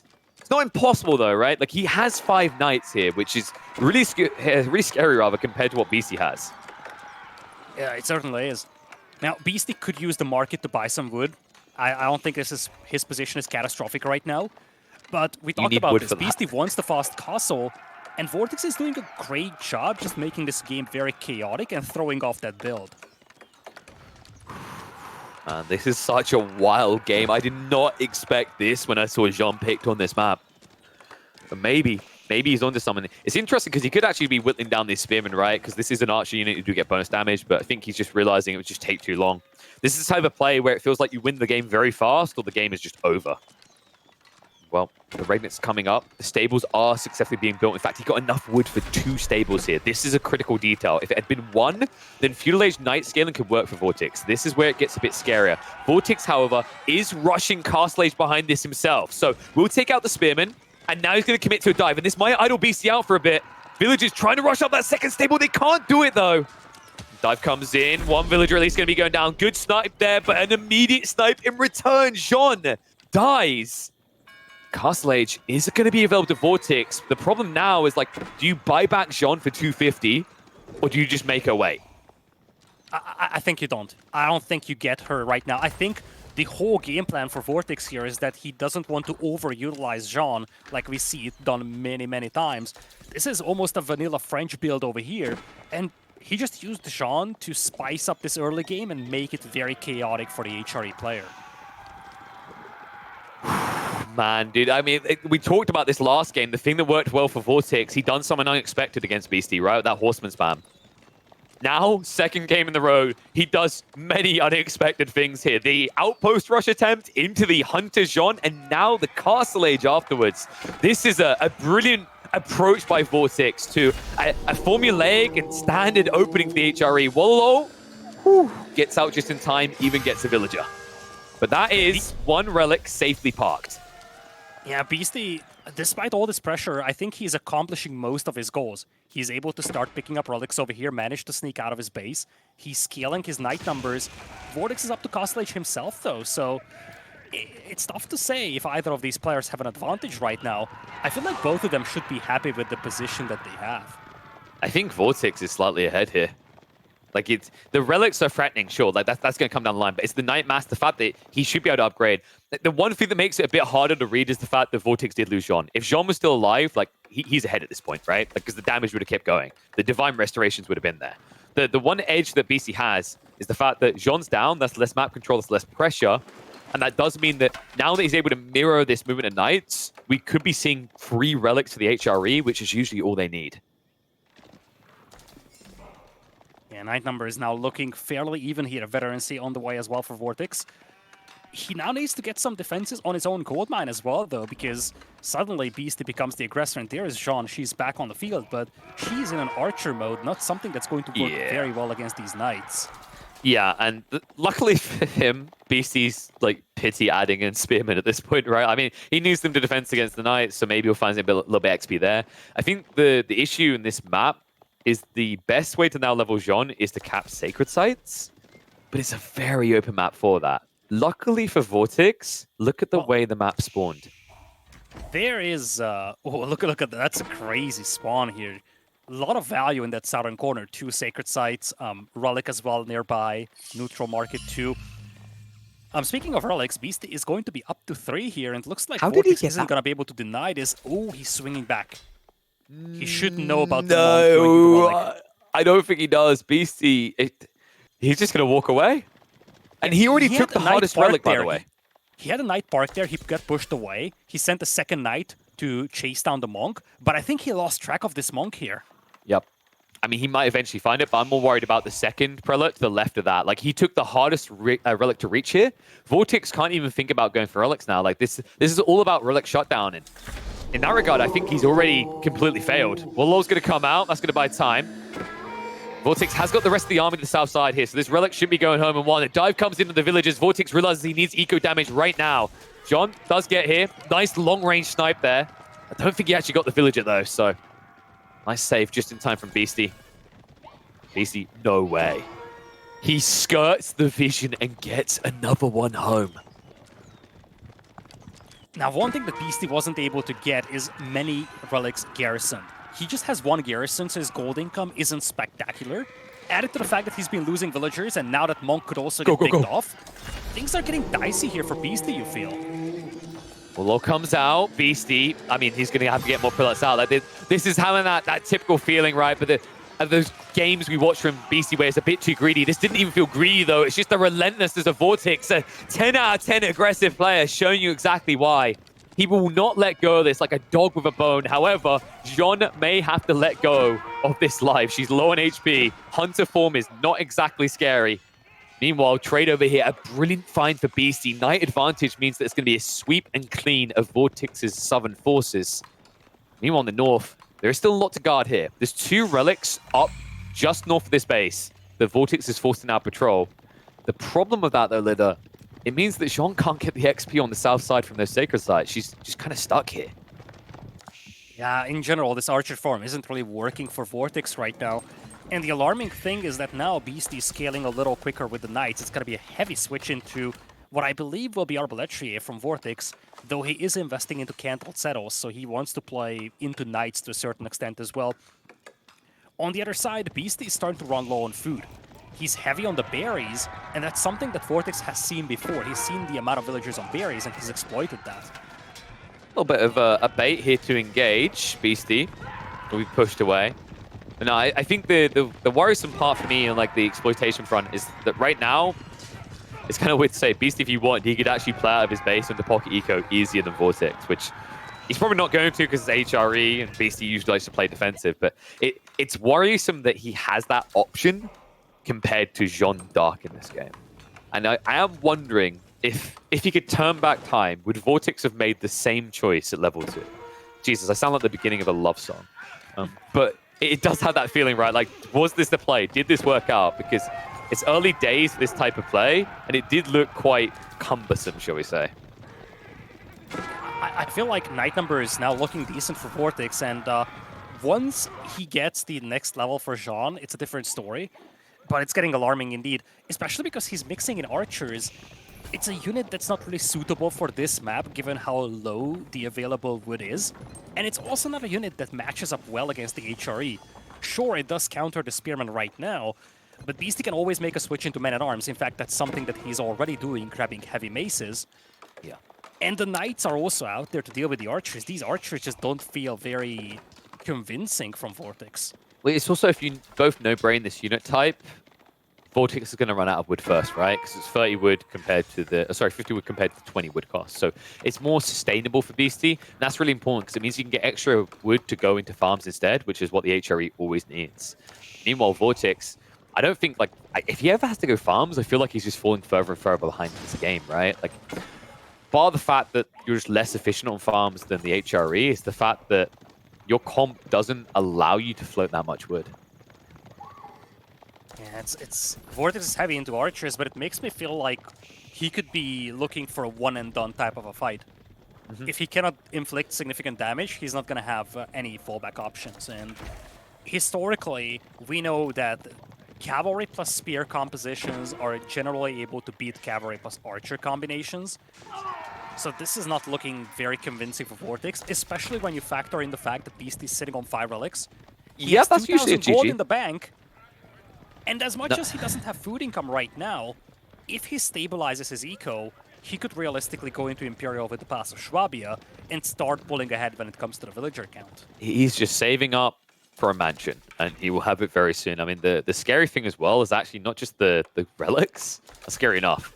It's the fact that Beasty is non-stop pumping prelates. We're probably looking at Inspired Warrior buff in this fight, which means it's just a rout. Like, they spearmen with the buffed up damage. It's not a fight VortiX can take. And now, still kept on the defensive. Knights, oh, that pathing. The villagers going to the south side there. 2 more will get sniped out. He'll even look to wrap on the berries, forcing them idle. Meanwhile, the dive comes on the base. The spearmen are moving in position, and they have got the inspiration buff in here. A fight that VortiX simply can't touch. Archer's doing a decent job against the spearmen, but there is so many of them out there for Beasty. And once you have men-at-arms approaching, that's a good answer to everything. Sean's dead. Like, the TC's targeting her down right now. Look at her health. He's literally had it clicked on her the whole time. She's gone. What a read from Beasty. As simple as one click to counter Jean d'Arc. And a great fight to the north as well. Wraps around many of these knights. So many precious units falling over here for VortiX. He's also trapped in here. He's surrounded by walls. He might have no other option but to fight this. He has to go in for the clash. It's going to be Jean 6, gone dark, not here to assist. The prelate buff, the heal coming from behind this. A trade that Beasty is willing to commit into. Now, he will eventually lose his front line here, but the question mark's going to be whether VortiX has enough to dive. I mean, the prelates alone, now that they're focused healing under 1 or 2 knights, and the fact that this is Beasty's base, I can't help but feel this is going to be the end of the Royal Army, and maybe the end of VortiX in Game 5. Yeah, he's slowly focusing down the monks here, but reinforcements are coming in quicker here for Beasty. And once the knights are gone, these archers will not stand any longer. When it does settles, it's 5 knights against 4, but it's Beasty still sitting on 5 relics. I feel like his ability to replenish his army is so much better than VortiX's. It's HRE, 20 minutes in the game with 5 relics and the same eco as you. It kind of speaks for itself at that stage, right? Like the amount of prelates that he's maintaining. Oh, and just that one wall to the north side. You saw how that was really the undoing of VortiX. Having to play north side into this base meant that he had nowhere to run, nowhere to retreat. Now, he did buy back Jean. She is level 3 after all that hoo-ha. But she has got quite the Goliath task, right? Like, this is not that typical game where Jean tanks the entire way because the enemy army is ranged. This is HRE. They do like their melee. He is switching into men-at-arms, into knights, but I don't think he's going to hang around. Beasty, with walls like this, suggests we are going to look at an Imperial rush now. Oh, certainly. In fact, behind all these fights happening, he's been using up a lot of that gold to grab technologies. He is decent on the blacksmith upgrades, but more importantly, he has gotten a lot of eco upgrades for himself. So he's set himself up well long-term. And now VortiX probably has like one more shot at this before Beasty is given an opportunity to get to Imperial. Get me out of here. Build the cake quicker. What? Yoink! He actually gets out. Who was that a yoink from? The Reaper? It feels like it. Death's Door, and yet the villager survived. Good God. And also the keep in the center now. Like, if these walls go up, man, it's going to be curtains closed. I think VortiX knows that he needs to break in right now. Yeah, it's just difficult, right? Defensive towers out here for Beasty as well. Now a keep on the front line too. Beasty is making a hard switch into the farms. This is probably the time where he's going to be the weakest in this game. Beyond this, he just gets stronger and stronger. But when you look at the army numbers, it's far from convincing. Most of these are archers, only 7 knights on the field for VortiX. Not an army that can dive underneath town centers or, dare I say, castles. Langsnack also coming in from Beasty. So he realizes he's maybe being a bit greedy with the ID Imperial. Even though he insulated himself, he's going to have to take at least one more fight to give himself that guarantee, that way going up. That is a religious army. That is the Knights Templar if I've ever seen them. Look at it, 22 prelates coming in from Beasty. He's even going to tank with them. And that hit immediately into the Knights, forcing the back. The tankiness of these boys as well. I mean, like I said, it's mass archer. Half this at least Arbaletier, but the clash comes in. The heal just keeping them sustained for long enough here. VortiX running out of camp of his own to play with, at risk of getting swarmed here. Those Langsneck, with the Inspired buff, they hit as hard as elite Langsneck at this stage. And then look at that swing of the sword. They start to step back. VortiX running out of room, running out of army, and there's still 20 prelates. This is just ridiculous. Oh, Beasty is just saying, look, you have that healing unit on the back line called Jeanne d'Arc. Guess what? I can get something very similar. I just need a lot more men to accomplish the same thing. Beasty's like, you remember the deli? You remember those good old days of like combat healing? Let's bring them back. Let's just make it the HRE one instead. It's a rout. VortiX has to retreat, and in that retreat, just 3 knights actually might kill this whole army, considering it's only 3 Arbaletier remaining. It's such a good combo as well. It's not just the healing, but also holy inspiration to buff these knights. He's now using the prelates to body block the escaping knights as well, getting some valuable picks. And when the dust settles, the army count is in the favor of Beasty, though you gotta really put an asterisk on that, because most of that army is actually prelates. I think do we just call this the anti-Jean force? Like, you can't get XP if no one dies, right? Like, this is so exactly. This is such a clever move. The thing is that every unit you lose is going to give XP to Jeanne d'Arc. So the best way to avoid giving a lot of extra experience in prolonged engagements like this is keeping your army alive as long as possible. That's exactly what Beasty is doing. Besides this, he's also aging up to Imperial now with the Pass of Schwabia. I feel like the window for VortiX is rapidly closing. And by the time he realizes it, he's not in a position to do anything about it necessarily, right? Like Beasty, he was able to get that tech up while still trading favorably, is the warrior now have. VortiX now has to dive past the TC, which could easily whittle away at a bunch of these Arbaletier. Prelate army, ready to fight. They're just going to pray hard enough that it's going to turn into a win. Langsneck charging forward. Not able to find the engagement straight away here, but this dive, it needs to reach the economy to feel good. It's the only way it's going to feel good. The longer you take, the more likely you're dealing with cannon emplacements as well. Charge comes in from the Knights on the south side. It's going to find a few villages for their troubles. Beasty trying to buy time. The men-at-arms upgrades are coming through soon. Knights are being reboomed. VortiX, he is at least shrinking the eco a bit, but we have to remember, this is Love Hotel. This is the village printer. It's not enough to kill 2 villagers every 30 seconds. You need more. Yeah, the only thing that Beasty is lacking is damage output units right now. He needs something that actually does damage to the enemy, because most of his army is just prelates right now. But as you touched on this, for VortiX, taking out villagers is not really sufficient. The Pass of Schwabia is going to make up for that very much. And of course, there is also 5 relics for Beasty, providing a lot of gold income. Beasty now going for a couple of towers over here, something that the HRE is really good with: static defenses, bombard cannon emplacements.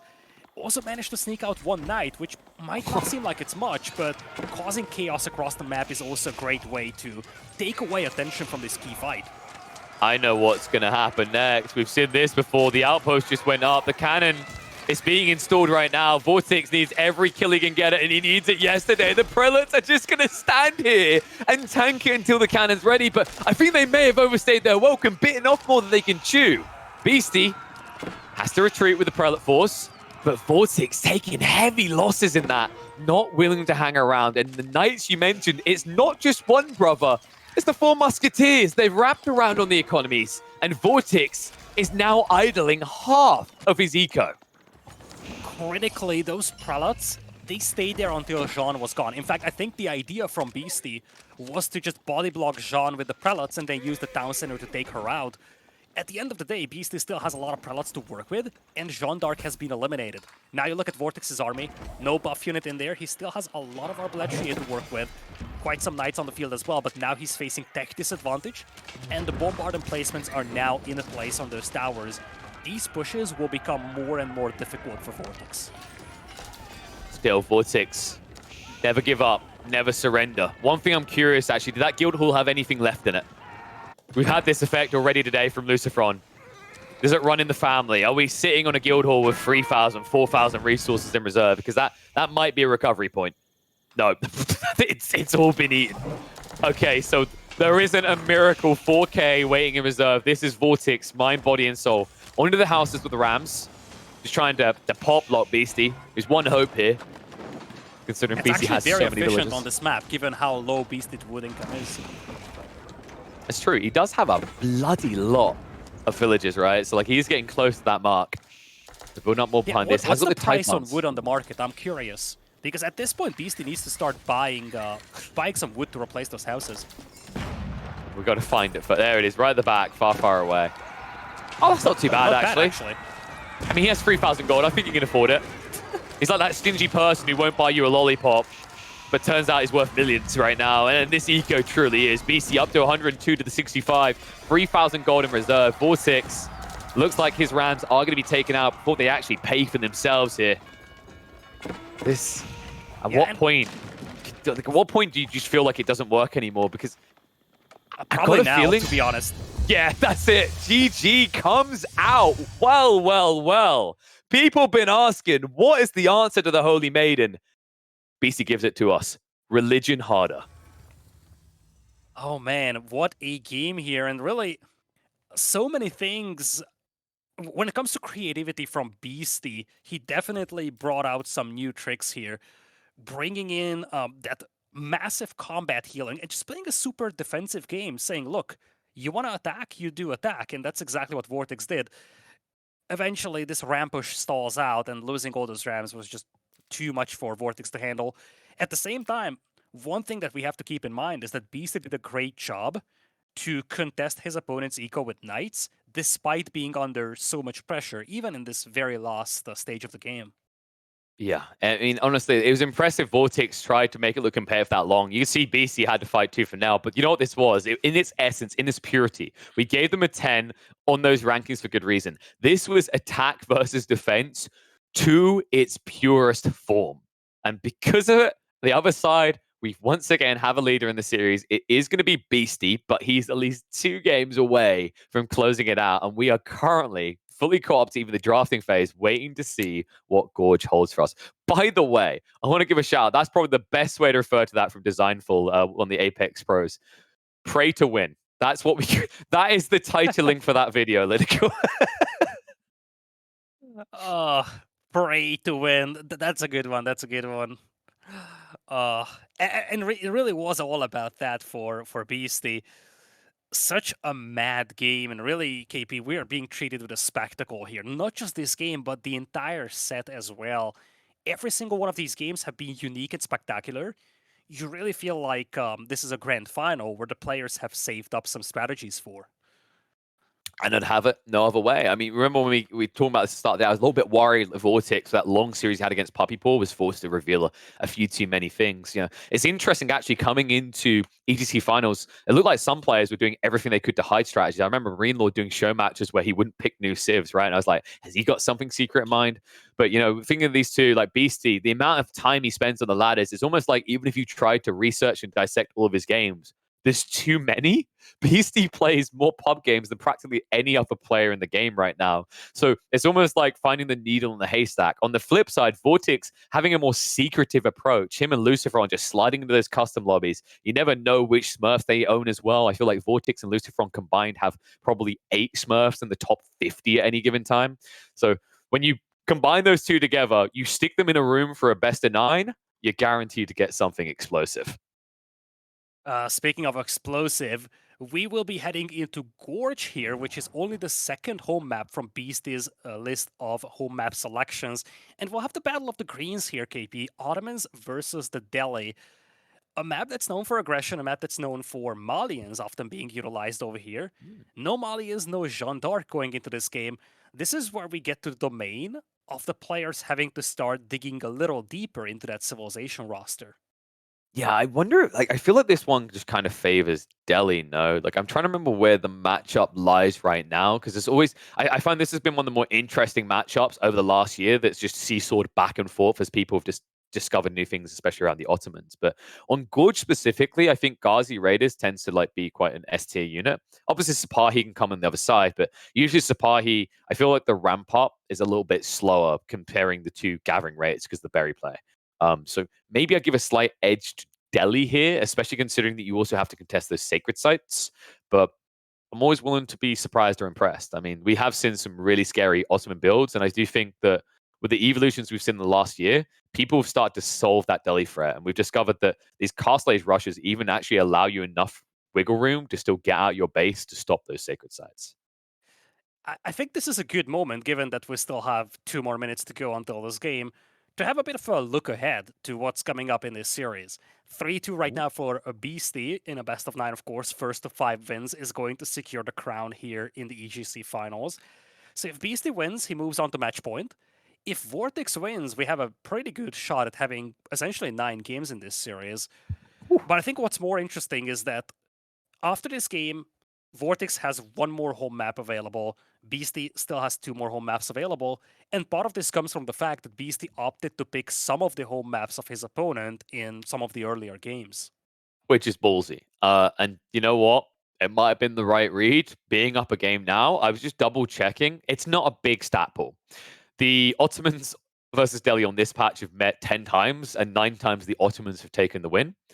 If we go back to the previous patch before we added in the expansion, Ottomans versus Delhi is a slight lead in Conquer and above for the Ottomans at a 51.3% win rate, which I think is kind of it's hard to fully gauge because one thing I have noticed about the Delhi when you look at pub statistics, especially, is a lot of the best players just don't play Delhi. They rarely touch it because you know where I'm going with this, right? Like, out of all the civs, I feel like the Delhi have remained the most rigid in the execution, right? They usually end the game in 25 minutes and it's not worth exploring deeper, right? Elephants, who gives a damn? I know there's a player in the chat right now with a tear in their eye because elephants just never come out, but Delhi have always been this pace setter that force you to play their game, which is why I usually, if they were being spammed appropriately on the ladder, I'd put them at like a 65% win rate overall. Yeah, they're definitely the tempo setter civilization, and I think, especially on this map, that is immensely valuable. Resource deposits are somewhat predictable, and you don't have a lot of safe resources to work with in the long run. So if you manage to confine your opponent into his own base, things could get very, very dicey. But we shall see how the battle of the greens will unfold here. Delhi versus Ottomans. Beasty with the color yellow to the south, and VortiX to the north with the color blue. Beasty with a 1 point lead right now in this best of 9 grand finals of the EGC finals.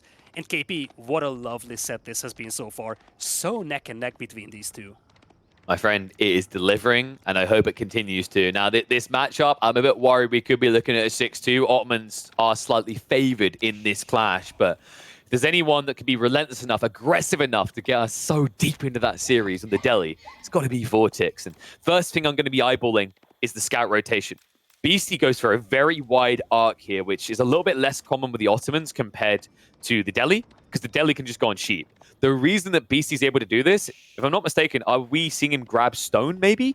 Typically, you can get away with a wider arc like this in time if you're going to go for like a military school, but instead, looks like he is just going to make do. And I'm sure he's practiced this. It's really important, by the way, that you do go for a wide arc on Gorge, because one side typically spawns a lot more sheep than the other. So you kind of got to flip the coin and go for broke.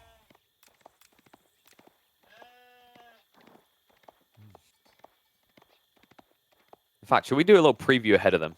What's their path look like? Who's actually going to break the sheep bank? I've got a feeling Beastie might have got it this game. It's a little bit weird with Gorge right now, but I'd say like on average, it's like 65% of the sheep ends up on one side of the valley.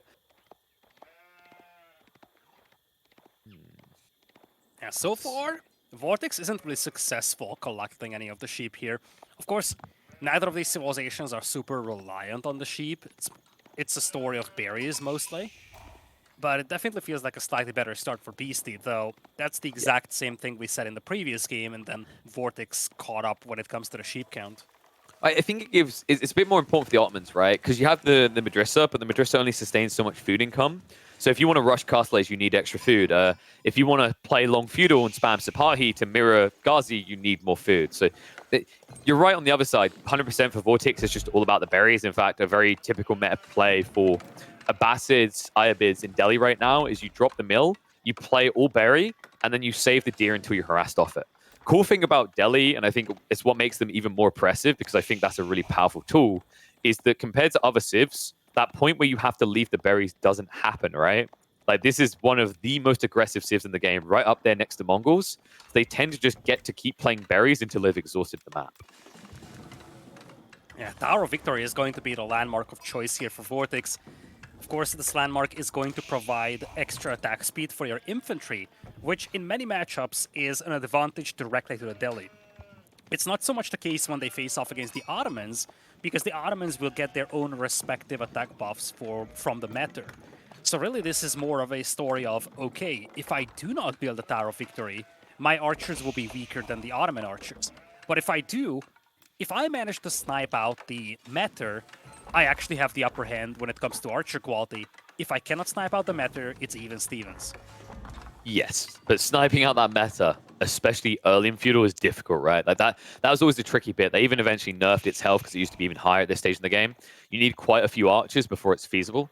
So if the feudal goes long enough, which usually does favor the Delhi, it actually favors them more from that angle of being able to get rid of the meta auras. But it's the early trades that can matter a lot more, right? The first 10 or 15 archers that can't kill those metas, that's where the Ottomans could build an edge if this is going to be that prolonged feudal. Yeah, Minaret versus Tower of Victory here coming up. Beast is, VortiX actually, is likely going to open Ghazi Raiders as you usually do with Tower of Victory openings, simply to establish some map control, get some mobility, maybe some harassment potential. Looks like it's going to be a blacksmith opening, so he's going to prioritize techs. No production building on the horizon for him just yet. This is pretty standard for VortiX, more so than Lucifron, weirdly enough, even though VortiX is more of an all-in player, but they do like open that blacksmiths. They used to be a big lover, actually, of double blacksmiths. They've kind of reared away from it as much these days, mainly because like, most people just want those extra Ghazi, right? It's kind of funny as well, because I remember when the Ghazi originally got changed, there was a feeling that there was a nerf to the Delhi. Very quickly realized paying 20 resources more is worth it for what those units can do. But, as you said, Ghazi just is kind of the no-brainer play, so expecting it in a sec. And I think he did just pump it. Meanwhile, military schools are coming out from Beasty. It looks like he's going to situate his base towards the south angling here, which makes sense considering his gold is there. And I think we should have a stable now being built by VortiX. Indeed, there's the stable coming up. So he opens Blacksmith, gets a bit of a head start when it comes to grabbing those Blacksmith upgrades, specifically range defense. His stable gets scouted immediately by Beasty, though. Speaking of Beasty, we have seen a straight feudal age from the Ottoman player over here. No military school, no barracks in Dark Age. First time that we're seeing any production buildings from the Ottoman player is in early feudal.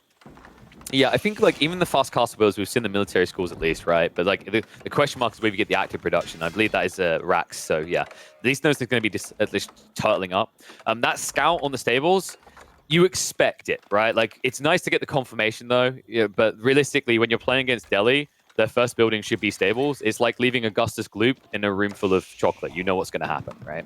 So what's more important is spotting the additional detail afterwards. Logically, it should be archers. You want to see that. And it looks like the rotation back might not only spot the archers, but also the racks as well.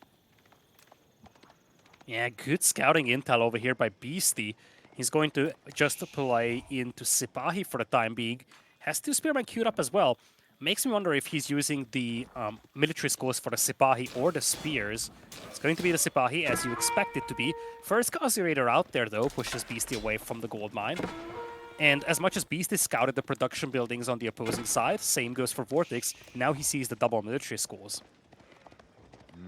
And there's a lot of kind of pressure on BC to hold this area. Like everything that he's focused on is in this kind of playground on the south of his base. What makes that very interesting is VortiX signature rammer, if I've ever seen one. We reach 15, 16 minutes. If he sees a slight edge, expect to see siege engineering being pumped and expect to see a ram being built. Because as we know with the Ottomans, a quick way to shut down their game, even if they're playing prolonged feudal, is just taking out that blacksmiths. Oh, certainly. And right now, the blacksmith is the center point of Beasty's production. A very nicely designed base here for Beasty. That one blacksmith in the middle and every other production building around it.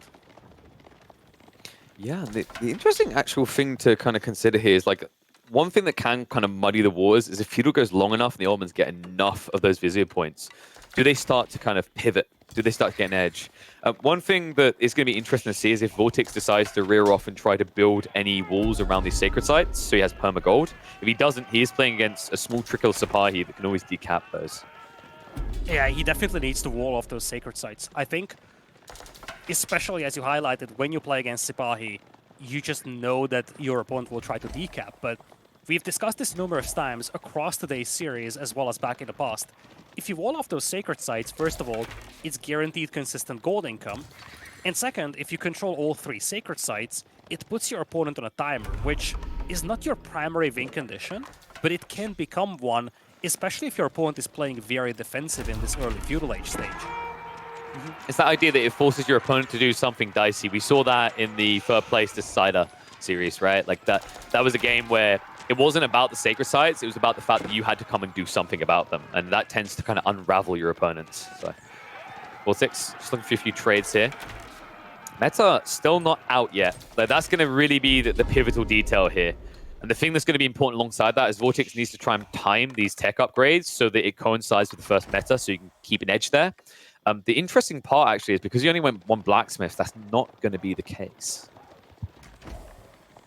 Yeah, Beasty does have a lot of spears, though, and that kind of repelled the initial attack from VortiX. And generally speaking, when you look at Spearman plus Horseman versus Spearman Archers, we talked about this in the previous game with Knights, Spearman and Horseman generally win that matchup. Now, VortiX does have a couple of Archers, but most of those haven't been close to this frontline army. And if he's missing Archers around here, Beasty could take a good engagement. One thing that is a little bit disingenuous about the Spearman Horseman versus Spearman Archer like matchup, or Horseman Archer rather, is like it relies on a mid-map engagement, right? So that's the key ingredient, which is why VortiX is now playing for those sacred sites. Because if you can force your opponent out, I agree. I think where we've seen Archers really overperform is when they're defending. Similar to why Donzos and Javelins work so well for the Malians, is when you hold in a choke point, melee loses because not much of it can actually fight. Yeah, Sacred Site still being held here by VortiX, and it looks like, as you just touched on that a moment ago, the fact that you have 3 Sacred Sites forces your opponent to make a move, and this is something that VortiX is building on as well, forcing Beasty out of his base, looking for a decisive engagement in this game. Yeah, so far though, Beasty, he's doing a good job of not overextending. Overstaying is welcome, but he could not get those decaps, which is problematic. Spearman needs to turn around for the brace here, realistically. Archer's now going for the trade, because it looks like half of VortiX's army went the wide way around, so gets an opportunity for a second, but the immediate pinch there, the Ghazi getting in, VortiX sticking to him like glue. He has to leave some of the troops behind, and the push through is good. Beasty, he loses the meta, he loses the aura, and VortiX is now looking to dive further. I think the Spearman actually surrounded the meta over there. Something went very badly with the micro there for Beasty. Spearman getting a good wrap on the meta, and I think most of the Spearmen from Beasty were gone before the Ghazi Raiders arrived. What a great engagement here for VortiX. And that's one of the tough parts about using the meta like this, right? It's like the meta always gets put to the back of the formation, so you really need to have enough control groups and separate. I'm sure BC does, but in a panic moment when you're moving away, sometimes it can just kind of work against you, and I think that definitely happened here. VortiX, though, now with a hefty lead, 10 military ahead at this stage is a big deal, especially when you add in the fact that he's got these 3 sacred sites, ticking him a bunch of gold up, definitely matches up against the passive reduction of feudal age Ottomans. Beasty has done a remarkable job stalling out the Sacred Site countdown, though. The fact that these Sacred Sites have been controlled by VortiX for 2.5 to 3 minutes, yet the countdown is still at just 9:05, just goes to show how active Beasty was, always having a unit in one of these Sacred Sites. He wasn't able to completely decap any of them, but he definitely bought himself a lot of time, and as we know, time is an immensely valuable resource for the Ottomans, who will get more and more troops for free from the military schools as time goes on. And, well, the bigger deal is those Vizier points, right? Like, if you're able to get those big unlocks, that can turn the tide in a long feudal. For the time being, though, you have to trade well, otherwise that won't come to fruition. VortiX now looking to trade well himself. Goes in again, sees an opportunity on the archers. Spearmen moving in and just watching their pikes on the Sipahi. Outpost is being built up behind this for Beasty. You're noticing a very big military lead here in favor of the Delhi. VortiX, very calculated though. He's not rushing the end state. He's not risking the lead. He's just guarding the win condition. Yeah, both of these players are very considerate with their armies. Beasty is doing just enough to stall out this Sacred Site countdown, and at the same time, VortiX is not overcommitting, potentially risking losing this army and losing the Sacred Sites with that. But behind this, he's doing something that Beasty isn't. He is piling up resources for Castle Age. Now, of course, the Delhi is a civilization that takes a long time to grab the upgrades, so it won't be an immediate power spike. But what it does to him is it unlocks men-at-arms and lancers, something that Beasty doesn't really have good units to deal with right now. Well, combat defender coming, the position as well of Beasty is like right now you're still kind of playing for that Sacred Site shutdown. So this just completely catches you out of the field, and you know you're starting to get that feeling that statistic we saw. Only 10 games played between these civs in Conqueror Plus on this expansion, but 9 of them going the way of the Delhi. This one could be very close to doing the exact same thing. I mean, Beasty, if you think about his income, he's not getting up fast. He's got so many people on wood. The gold pool's going to waste 20 seconds. He's probably 2 minutes, 2.5 minutes away from his age up. That used to be okay against the Delhi, but ever since they buffed their Castle Age upgrade timings, upgrading this army for VortiX is feasible. It definitely is feasible. And right now, he's looking to do that here, not looking for a fight here against Beasty. I'm actually wondering if he's willing to forfeit the Sacred Sites to buy the time he needs for the upgrades. Which sounds awkward, but when you think about it, VortiX just wants to win the game. He doesn't want to win the game with the Sacred Sites specifically. So if Beasty is distracted by the Sacred Sites here, that gives VortiX time to get a tech advantage, something that he can then leverage for a counterattack. Agreed, it's not your win condition, which is why you're seeing Beasty's not just camping on it, he's moving forward. He understands fully well what is going on here. VortiX just invested a lot of resources into something that is an army. If you're going to fight him, it's now or never. Ghazi charging out. VortiX, interesting enough, trying to defend a mill here. An interesting choice, actually. VortiX, the upgrades aren't coming in anytime soon, so this is just a full-blind commitment. It's going to protect the recovery of the relics behind this. Ghazi just trying to pinch at the side of the Archer mass. Spearman coming in to counter Sipahi. An Archer count right now heavily favoring Beasty as he stands his ground. Ghazi are quickly munching through the flank and finally drawing fire. With the Lancers in here, the timing might have been perfect. VortiX with a classic just in case you didn't know Beasty move with the Wallalow clicks. And Beasty now forced to run all the way home. Oh, it's just archers left here for Beasty as well. The Matter could also be caught off guard here. Valuable units those are. Beasty's going to make it back home, but behind this, VortiX used this window to secure 4 relics already. Momentum is at an all-time high, you feel like, for VortiX. And, you know, just look at the set of these two players today and look at their historical matchups. They are neck and neck. I think we're getting very close to a 3-3 here. Some like food, some like gold, some like stone, but LidaKor, I like trees. Let's get another tree on the board. This is very close to locking out the Ottomans. Beasty is all in on this army. Food at this count, realistically, he cuts production. He's ready to go in a minute. The problem is, with 7 Lancers and scaling, he doesn't have the breathing room to just do it. It's the longevity element as well. Beasty, right now, he is okay when it comes to surviving. He might even get to Castle Age. But by the time he does, his opponent is going to have the Delhi upgrades. And more importantly, he is going to have village fortresses as well, alongside relics. The scaling of economy is going to be so much more rapid for VortiX in the next few minutes. And I just don't think that Beasty can handle that right now with what he has with the Ottomans. I mean, the beauty as well is, like, I love these small details, like VortiX, all those walls going off, just kind of pressuring on the Beasty, letting him know just how big the lead is now being. It's actually a classic Beasty maneuver that he's known for. And now, there's only one maneuver left really for the Ottoman army at this stage, right? Retreat and retreat fast, but there's nowhere left to run. Lancers in, mopping up the last of the vanguard, and with Beasty's numbers approaching single digits, the question mark is, where do you go? But game number 7. These two players, man. 7 wins, 7 losses when it comes to their set history across AoE 4. 22-24 is the game win-loss ratio. the closest matchup that we probably have in entire Age of Empires 4. And we are getting into game number 7 with a 3-apiece scoreline. This set has been marvelous. And we have had a very quick game here for ourselves here, KP. Sets us up for game number 7. We talked about this, though, before the game. When it comes to the remaining home maps, Beasty still has the advantage. We're going to have to take a look at the draft to see what's coming next, though. But one thing is sure, KP, I think this set has a great chance of going all the way to the distance, going all the way to 9 games. Absolutely. I'd expect nothing else. I mean, guys, Christmas is just around the corner. You guys needed a Prezi, right? And these boys are delivering it early. They are your AoE Santas. And funnily enough, we're not done with Delhi. Immediately after that, Beasty says, okay, you want to waddle me? Oh, you want to go? I see how it is. I'll pick the Delhi. We get the Malians coming out. We've already seen this matchup today, if you remember, LidaKor. It was in the third place game between Lucifron and Puppypaw. That ended up being a very dominant win for Lucifron on Dry Arabia. But very different players this time around, very different styles.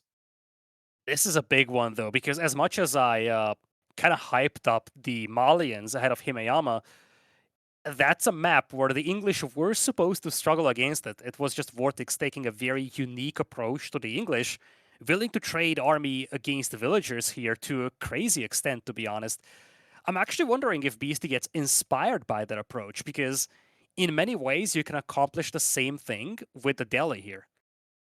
You can play heavily into the archers. Yeah. You do have efficient production to mass produce your archers quickly. You even have a higher mobility compared to the longbows. And you could just try to do the same thing. Detach small groups of archers, try to pick off villagers, and grind down that Malian eco before it really gets going. Do keep in mind, though, like you're comparing like a water hybrid map with fishing, right? Oh, like that is a very different environment. But like I get where you're coming from. This whole idea of like splitting the map. VortiX, from a playstyle perspective, would do that. That is the type of person that would try and go for this multi-pronged all-in assault. With the Malians, very kind of like surprising to try that, right? Like, but you're saying the other way, like from Beasty's perspective, we're talking Delhi. It's interesting because although we rank very high on defense and low on offense, I think it's a fair point what Beasty says. That people have this idea that he just loves the late game, always aims for it. It's more that it's offered up to him and he'll happily take it, right? If you force him to fight, which we've seen in some of these games already, he will contest you. He will try, believe it, even come out ahead 50% of the time against the most aggressive player in the game. So we could be looking at a very quick game. I think historically, Delhi games don't last that long because typically by about 30 minutes, the writing is on the wall. And we have robots again. Reset. Exchange channels come back. All right. Are we good now? I think we are good now. Let's find out in a sec. I'm checking chat. We're good. We're back. Fantastic. There you go. So, guys, what you missed there was the upcoming patch notes. I basically revealed every change they're making to the Byzantines, Jeanne d'Arc, how they're going to buff Order of the Dragon. But you guys didn't listen. So you'll just have to listen to the gameplay. I'm hearing the beckoning. We're being called in. Dry Arabia. Tree is the score as we move into another Delhi Delight. Delhi Sultanate versus Malians to decide who is the most outrageously busted classic Civ. Beasty lost the game that he played Malians with, and I think we've seen a very unique approach to taking out the Malians by VortiX in that game. Very curious to see how Beasty is going to approach this matchup, which shouldn't really be favoring the Delhi over here. This should be more of a Malian matchup. It's going to be interesting to see how Beasty approaches this one here on Dry Arabia. This also leaves just one home map for each of these players to play, and this is huge. Whoever loses this game is going to face an opponent at a match point. But whoever loses this game gets to choose the order of the remaining 2 maps. So you actually gotta wonder if that's it's awkward to say, but is it an advantage to win a game here? If you do, you don't decide what we are playing next, and that's going to be an intriguing one to look at, I feel. That is true, but I don't know if we should advise losing a game. That's a bold way of doing this. I'm just saying, like, look, this specific win is actually not as detrimental to the player losing as some of the previous losses would be. In some ways, it is because what it means is the person who wins gets to set the final tempo, right? Because at this stage in the game, it's less so because of the expansion, but definitely on the old patch. At this stage, everyone knew what the final pick was going to be, so they kind of locked them in. But what you have now is this opportunity. If you go on match point, and it is risky, you can choose to throw a curveball. You can anticipate quite logically what the best sieve left for your opponent is, and they'll pick it.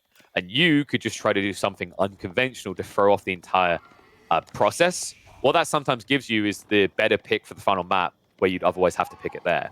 Not much of that is happening at the moment in competitive, mainly because I think a lot of the players that have been making deep runs, like a Beasty, like a Lucifron, like a Marine Lord, usually a bit more methodical. But what could be interesting is if VortiX wins this game, because his approach is a bit more all-in and surprising. So I think if one of the two players was to do that curveball, it would be VortiX. So if you want crazy last 2 games, you're going to have to cheer for a VortiX win. At least from a draft perspective. Yeah, this has been a back and forth in this entire series. Game number 1 won by Beasty, game number 2 by VortiX, and then they kept alternating.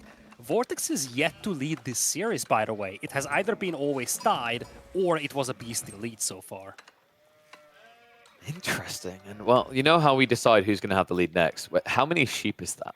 I guess it's not the end of the world in this matchup, but like having to go cattle earlier than you'd like isn't always ideal. That's a lot.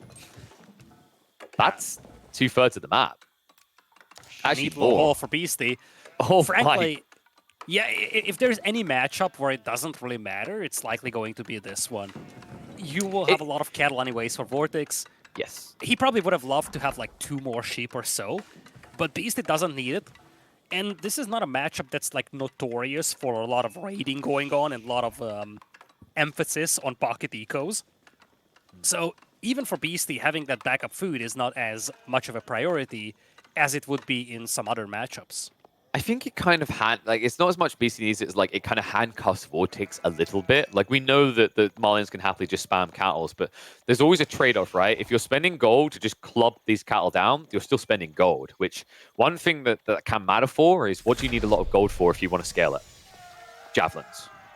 What does that mean? Tower Victory, Archer spam is better because of that detail, because you are going to have to make up the food gap elsewhere. So it seems almost nitpicky, but there are specific permutations of the Malian opening that aren't available anymore to VortiX. He couldn't even try to play Deer on the front of his base because look at where it spawned. The one location where BC is going to be pressuring. Yeah, speaking of spawns, when you look at this gold mine spawn for VortiX, it's very close to his primary wood line. And this just puts a perfect target out here for Beasty. This is exactly the angle that he needs to aggress.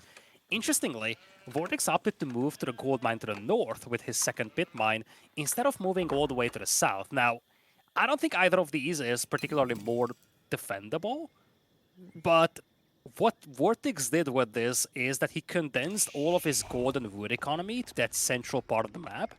So Beasty is going to have a good opportunity to harass both the gold and the wood. It's like a trade-off, right? So like your wood's theoretically more exposed, but like the alternative would have been both of your golds being shut down at the same time. This way, think of the wood line as like a defensive wall. It's the same thing that makes wood really important on its placement to defend against Lombo play early on in English games. It's like this is a new obstacle your opponent has to run around to hit your eco at different locations. So it's a trade-off. The alternative is an open ground against Delhi, which means that they can just try to pinch you with Ghazi Raiders. It kind of makes it a bit more scary. So it's a choice. I think it's the right one in this type of game. We've seen like if Ghazi do get open battleground fights, they just win. It's not even close. If you create these weird funnel and choke points, that's where the Javelin Donzo comp wins. Yeah, Beasty, he's up to Ghazi Raiders, and he's definitely finding some harassment opportunities over here. Now, as you touched on this, one of the big issues that VortiX is facing right now is that he needs to spend gold on cattle. And he needs to kill that cattle, so in order for him to have any kind of sustainability on the food income, he needs to keep investing gold.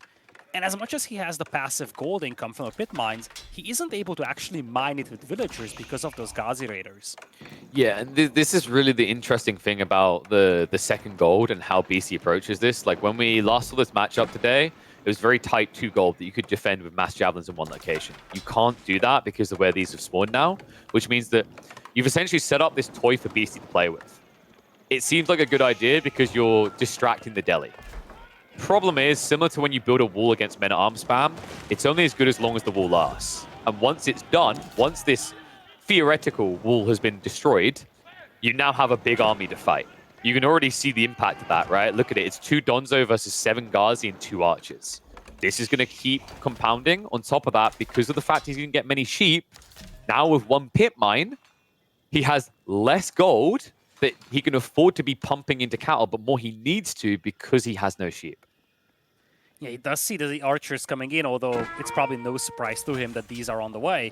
What's alarming for VortiX is that the first javelin thrower is just now coming in, Beasty, doing a smart thing here, just setting the buildings on fire and letting them burn down.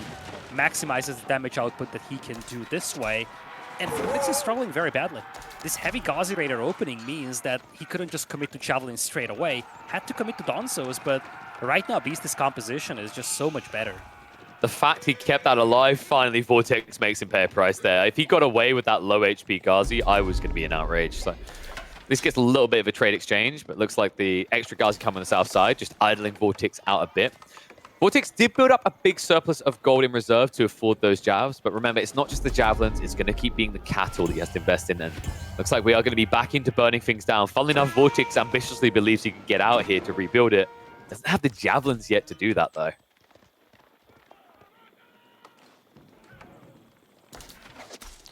In fact, if he tries, where are the archers right now? Did they rear off? It feels like they backed away pretty heavily.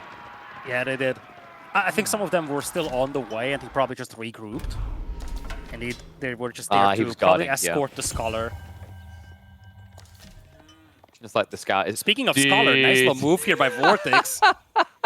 The timing, the min-max, and now the Donzo to get you away. That's going to force Beasty to send archers down here, which is really important. It means that he actually might be able to defend with just the jabs. However, Donzo's on here.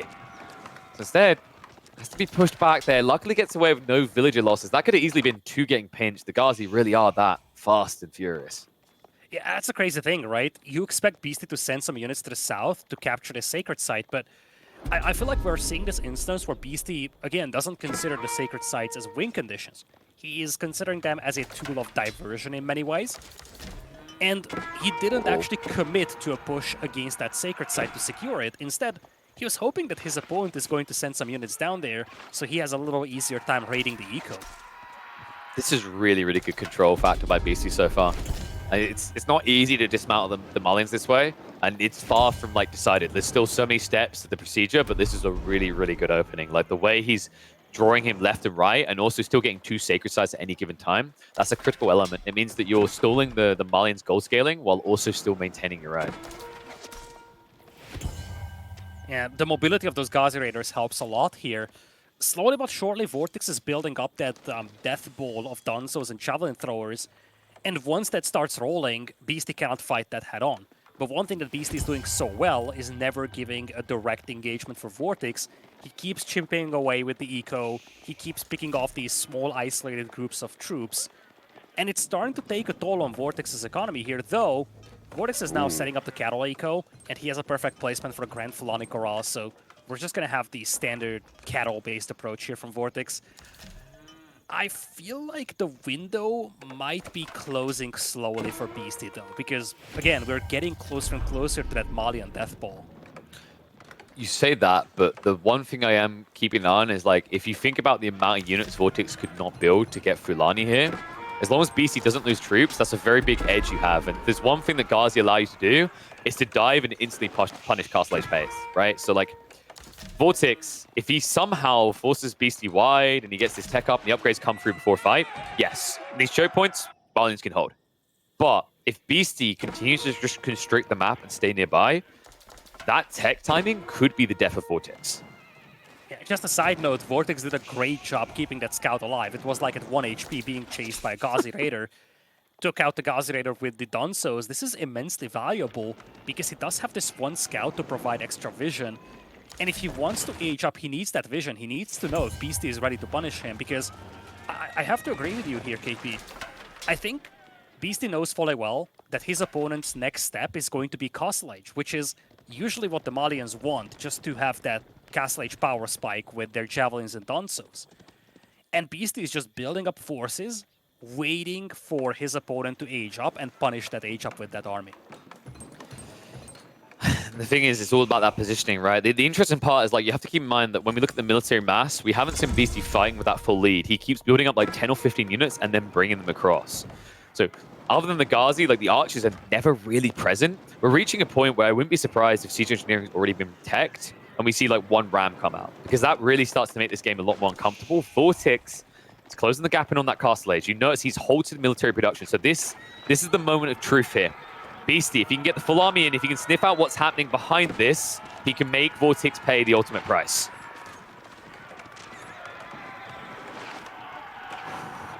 Kind of feels obvious right now, right? When you see that army size, he knows.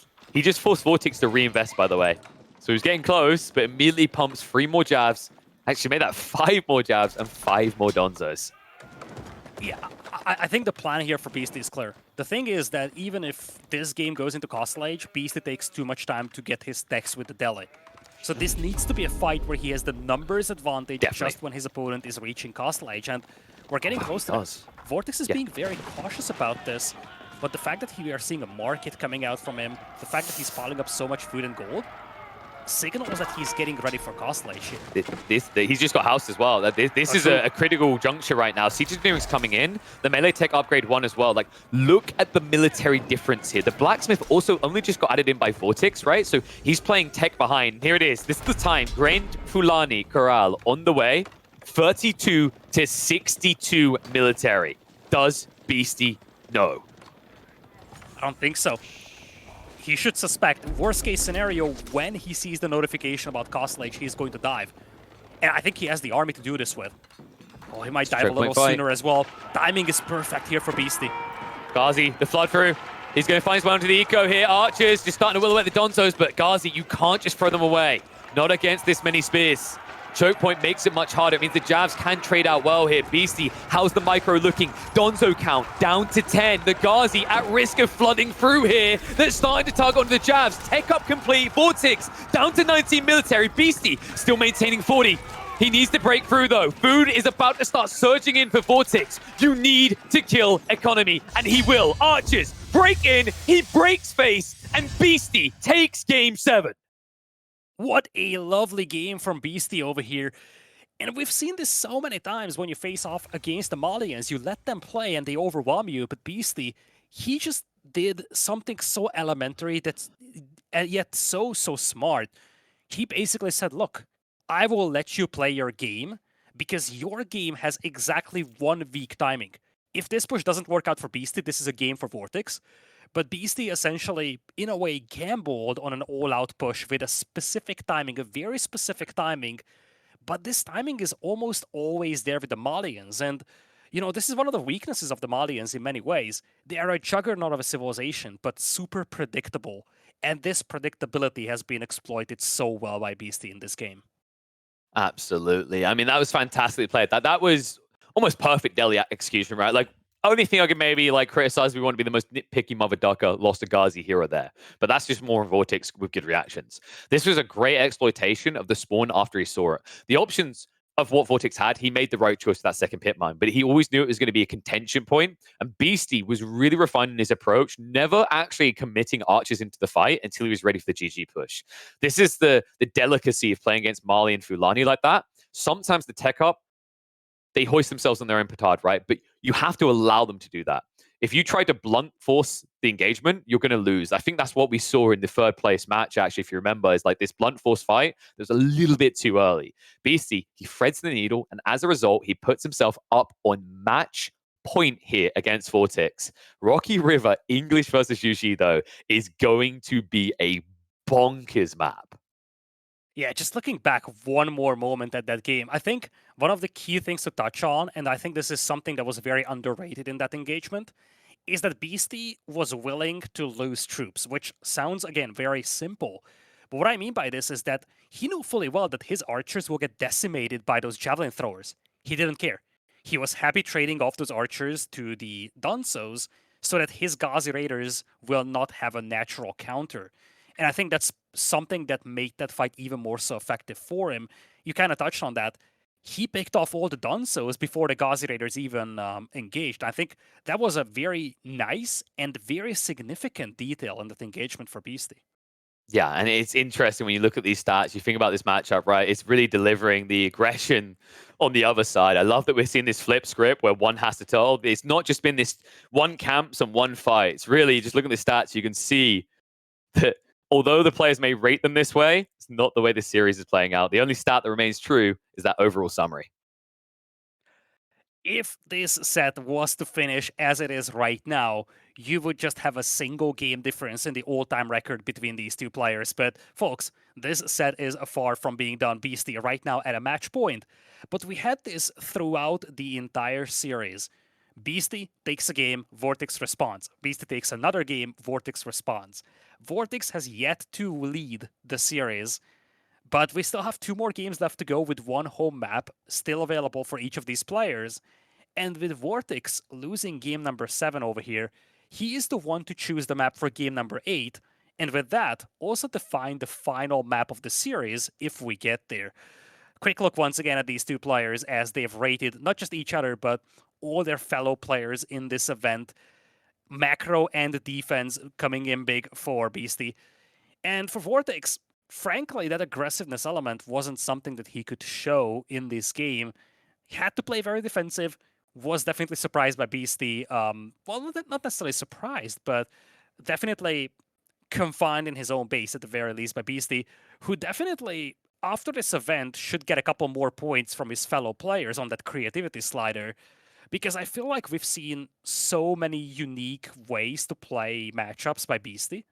Same goes for VortiX as well. I feel like this grand final so far has shown very well how the players are able to adapt to a brand new meta. And both of these players have saved a lot of sneaky strategies in this event where we are seeing these civilizations show up for the first time. Having said that, we have game number 8 coming up in a few moments, folks. Once again, big shout out goes to everybody on the chat for sticking with us. We are beating some crazy viewer records here. Something that we haven't done for quite some time. So thank you everybody for sticking with us. And thank you everybody for supporting our work in any form right now. Whether that's a follow, whether that's a Twitch subscription, anything else. Those kinds of things help us greatly. We are heading into game number 8, folks. VortiX facing off against Beasty. Beasty bringing out the English as the color yellow. And on the other side, it is VortiX playing with Jushi's Legacy with the color blue. This is Beasty's last home map. VortiX opted to go for this map specifically. So if we go into game number 9, it is going to be played on VortiX's own home map. Beasty versus VortiX here in game number 8. And still, one more opportunity. If VortiX can claw this back, maybe... Okay, I'm reaching. Maybe we see Byzantines or Order of the Dragon. That's what I'm waiting for, if it actually happens. But we'd have to get past this. And this is a very interesting approach by Beasty, actually. I haven't seen this as an ideal solution to Jushi's Legacy because no one's really been trying it. But in theory, the strategy is sound, right? Early longbow play into any sort of dock play, block out Jushi. Follow-up, you played longbows, you have mass, play into the meditation garden, deny it. I wonder if that's the way Beasty is imagining this. Definitely an approach that he could take over here. Just look at the scouting pattern right at the beginning here. Decent haul of sheep for VortiX, getting a nice little scouting done. On the other side, Beasty opted to open with double farms, something that is a very old school build in many ways. Goes all the way back to like Season 2 of Age of Empires 4. Yeah, I think we saw a really big resurgence of this in Call to Arms, right? Around September, October, a lot of players start to do this again. It just seemed the optimal way. I think it's another element of how scouting meta has evolved, because it's similar to the idea of like Abbas's Deli, all these type of things, where by doing this with the English farms, you can also play a wider arc. Like, look at the distance Beasty done in this game. He went all the way across the map. If he had all his villagers on sheep, that would have been a very big risk. He could have been idling on food for like, 10, 15 seconds. Yeah, there's a lot of things that go with this farming build. I think one I think one of the more important factors when you look at this farming build is that we talk about this all the time. You make a farm transition in the middle of the game, that's a position of weakness. If you just build a handful of farms at times when you are not under attack, that makes that farm transition so much easier, and that's obviously immensely valuable for the English, who benefit a lot more from farms than some other civilizations do. Sorry, Vodka's trying to make me gag. If he does that, no, there we go. That's a bit more tame. So Vodka was highlighting a 60 stone, 30 gold, 48 food. Might have even clipped an extra one in the center there that would have been purely vile. But looks like instead, slightly more contained. It's going to be double gold, so 60 gold, as well as about, I'd say, 35 wood here. Maybe this is a 40 wood. I rarely see those, but that's still going to be about 90 resources. Interesting that he didn't prioritize the double stone. So I wonder if VortiX is expecting all in play. That would make a lot of sense, actually. This matchup is quite intriguing. I've seen it a few times on the ladders. Typically, the English player goes all in with longbow play, and Juji's try to rush Meditation Garden into Blacksmiths with Palace Guard. So they want to get the undermesh, so then they can just flood the field with PGs. Having double gold there would give him that capability. Yeah, Palace Guards are definitely an intriguing option over here for Jushi against Feudal Age Longbows. No fishing coming in from or either of these players, I should say. On the other side, Beasty, of course, opening with the Council Hall. VortiX is piling up resources for what is going to be Song Dynasty. Indeed, the Jiangnan Tower coming in straight away. It's going to be tucked away nice and safe. I'm actually wondering what Beasty's game plan is, though.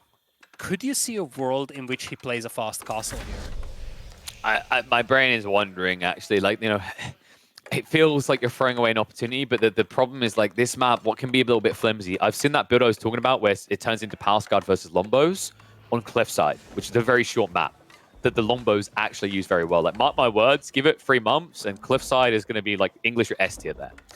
But this map is a lot wider, right? Which gives more breathing room for VortiX to recover. What makes it also more an awkward predicament. I love what VortiX done here. He's playing against English. I've seen plenty of English players win because their opponent set up a mill on the berries and lost all the sheep. Look where he placed his mill. Look where his berries are. VortiX understands this opening and how he died to it. He placed the mill behind his TC, so he has got the supervision going in there. He has plenty of sheep to rely on, and he doesn't have to risk being beaten by 2 Lombos. Oh yeah, that's a big thing. And added to the fact that you have a great option to wall off your left flank, it makes it very, very safe for those food villagers. Much needed safety that is, because let's not forget, Beasty is at a match point. One blunder from VortiX, one misstep of losing villagers, and his series is over. As a reminder, folks, VortiX is still seeking that first ever tournament win. He has had some second place, third place finishes before, but he's yet to secure a championship. It's crazy to think as well, right? Like, honestly, how close he's been, how many times. I mean, was it 2 bronzes and a silver? I think most of that came from this year. Meanwhile, Beasty, what was it? 2 golds, 2 silvers, 2 bronzes, right? It's just, I don't want to say it just seems like another trophy on the shelf for him, but definitely a more decorated player from that standpoint. I mean, the interesting part is historically, it's kind of been the other way. Outside of Age of Empires 4, I think maybe like VortiX has had more accolades given his history in Warcraft 3 and then StarCraft as well. Beasty, of course, mainly known for StarCraft, but would be exciting to see either way. I mean, you know, I root for VortiX simply because I want a game number 9 more than anything else. Like, I feel like I'd be robbed if it didn't go all the way, but he's got to tick every box correctly. And this is a very interesting opening by VortiX. He didn't go for the Palace Guard at all. Pretty smart idea considering he wasn't pressed to do so. He gets the wiggle room to go Horseman. And this is the power of this Jiangnan Tower. You see this here? He immediately got an extra Horseman and 2 extra Juji because of that Jiangnan spawning. And we've seen this type of an approach with Jushi's Legacy, the 3rd place match by Papipo, I do believe. He was the one that went very heavy on this combination of Chugenu and Horseman. The map in that case was Hill and Dale, but the principle still stands. This is a deadly combination and something that could be difficult for the English to deal with, especially from a mobility perspective. English is just notoriously slow as an army in Feudal Age. Obviously, you do have the range advantage of the longbows though against the Chugenu, something that Beasty is going to have to rely on very heavily here. The interesting part about these matchups as well is, like, historically, Longbow versus Chuginu has favored Longbos in small quantities and Chuginu in mass. And we've seen plenty of Chuji and Chinese games that end with 50-plus Chuginu. Wondering what Beasty's real solution is going to be to this, because this is one of those type of games where I don't see you shutting him out before he scales up. Right, this is actually the crazy part about Juji's is they're more aggressive Chinese in that fashion. Their eco expands, it bloats in a different way because of all the savings. Like the savings they just got there, that second TC, 160 wood less on a Civ that builds town centers quicker, builds everything quicker. It's insane to think that Juji's legacy is kind of like a peering into the past, back when we had the pre-nerf TCs, right? When they cost over, I think, 100, 150 resources less and built about twice as quickly. Cool. House is being burnt out in the meantime. Beasty did actually build all his houses around here to remain efficient.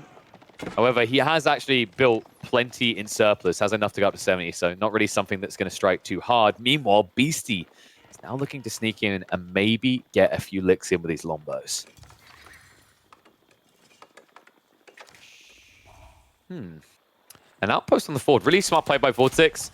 This is one of the things, the small things that kind of makes Yuji a little bit nutty right now, is that 40% saving from Song Dynasty applies to Outpost. He only paid 60 wood to build that defense on a Civ that builds it, once again, much quicker. I think someone that's making Juji very annoying at the moment for a lot of players is they're very hard to dent early on, and you don't want to face them in the mid-game.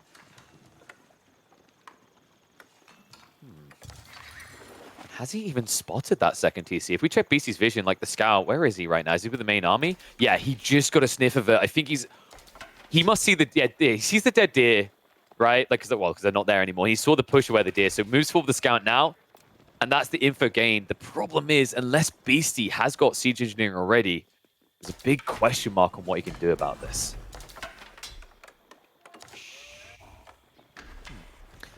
Nice start, though. Beasty getting this outpost is a really big boon for him. He needs to try and find these tickles in. I don't think you want to wait for the Juji mass to get any bigger than this. You have momentum, you have edge, right? It's 20 Lombos, your opponent went for a second TC. Punish him before it pays off. Spearman, gonna get swarmed here. I'm gonna turn it around for the engagement. Horsemen take a lot of damage, but those Shuginu definitely striking pretty hard here. Both of them do have the ranged upgrades, so no big edge here for Shuginu, but still a mass able to shred through those spears. Yeah, tower coming up here, and looks like it will eventually finish here. Siege engineering from Beasty on the way. He doesn't want a long game here in game number 8. He wants to be done with this. He wants to just sit down and say, look, I have another championship win here. And these longbows, they look terrifying right now, KP. That's a lot of longbows. Like, it's impressive because usually in these type of games, Chuginu mass is similar level, and then it eventually gets scary. But like having a 10+ LB lead, I mean, it's enough to send an opponent to the low bracket, but that's not an option here. This, of course, is everything on the line. VortiX can afford nothing but a win if he wants to keep the hopes alive of getting his first gold medal in an AoE 4 tournament. And you can see with the wraparounds here, these Lombos trying to make it uncomfortable. VortiX actually shifts away with the villagers ahead of time because he's that scared of any losses. That's a lot of idle time, though. It's something that you have to keep in mind here. Even just idling out that eco is decent value for Beasty for the time being, especially when you consider that he's starting to mix in some men-at-arms. He's gotten the upgrade for them. Siege engineering in as well. He's making battering rams. And I feel like the dangerous thing for VortiX right now is that his base is split in two. He needs to make a choice which side he's defending, and it's going to be difficult to reinforce either side at this point, I feel. And also, he has kind of this other issue where that meditation garden doesn't have longevity to it, and that it gives you wood, sure, but like, look at all his gold. He has no use for this gold right now, as he's not going Palace Guard. It's funny as well, because like Palace Guard could be really good here, especially considering that Beasty's now going in for men-at-arms. You just need something a bit more chunky to hold a front line. The one ram moving in. It has got the attack speed aura as well, so it shunts this TC a bit quicker. You notice the Beasty showing a lot of respect, backing up here, waiting for the engagement. They wrap past the outpost. Ram has to shuffle away. Lombos taking down a few of the horsemen to start this. Villager, wait, was that the villager going in? Scout's going down a sec. Has to commit in with the spearman and push back here. Not many horsemen left over. And the Lombos in the line formation, they get out of range. This is a big deal. VortiX, if he charges out any further, he will die. But he has no choice. That range is being used so well. Look at the palings deployed just by a handful of longbows. Oh, wait, what the fist click? Lombos, they have been gap closed here. Last of the cavalry is gone, and maybe last of the army. VortiX, he has to retreat. And in that retreat, where do you go from here, right? Your eco's on the front side. There's still a longbow around the back somehow here. The men-at-arms have also arrived to tank this up, and Beasty says, okay, good defense, but what about these villagers? What about my outpost? What about more rams? Because as soon as that army is gone, you know what Beasty's going to do here. VortiX forced to take the engagement to cover the burn down on the outpost. But at what cost? 39 military to 8. Villagers now dying. That is it. Beasty takes it in 8. He is your EGC Finals 2023 champion. What a series, KP, neck and neck to the very end, every single time in this game, or in this set, I should say, that Beasty was able to score and have a lead over VortiX. VortiX was able to respond. That was no longer the case after game number 8, and Beasty finishes this set, secures another championship out there in a spectacular fashion after a remarkable grand finals. I would dare to say that when you look at this entire finals, how close it was, how entertaining the individual games were, this has probably been the single most intense grand finals that AoE 4 has ever seen. Absolutely incredible.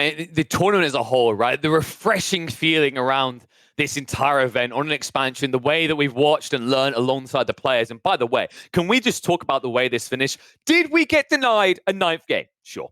Granted, absolutely fair. We missed out on a 9th game, tear in the eye. But what a poetic way for the series to end with the defensive player aggressing the aggressive player, right? I couldn't have asked for a better way.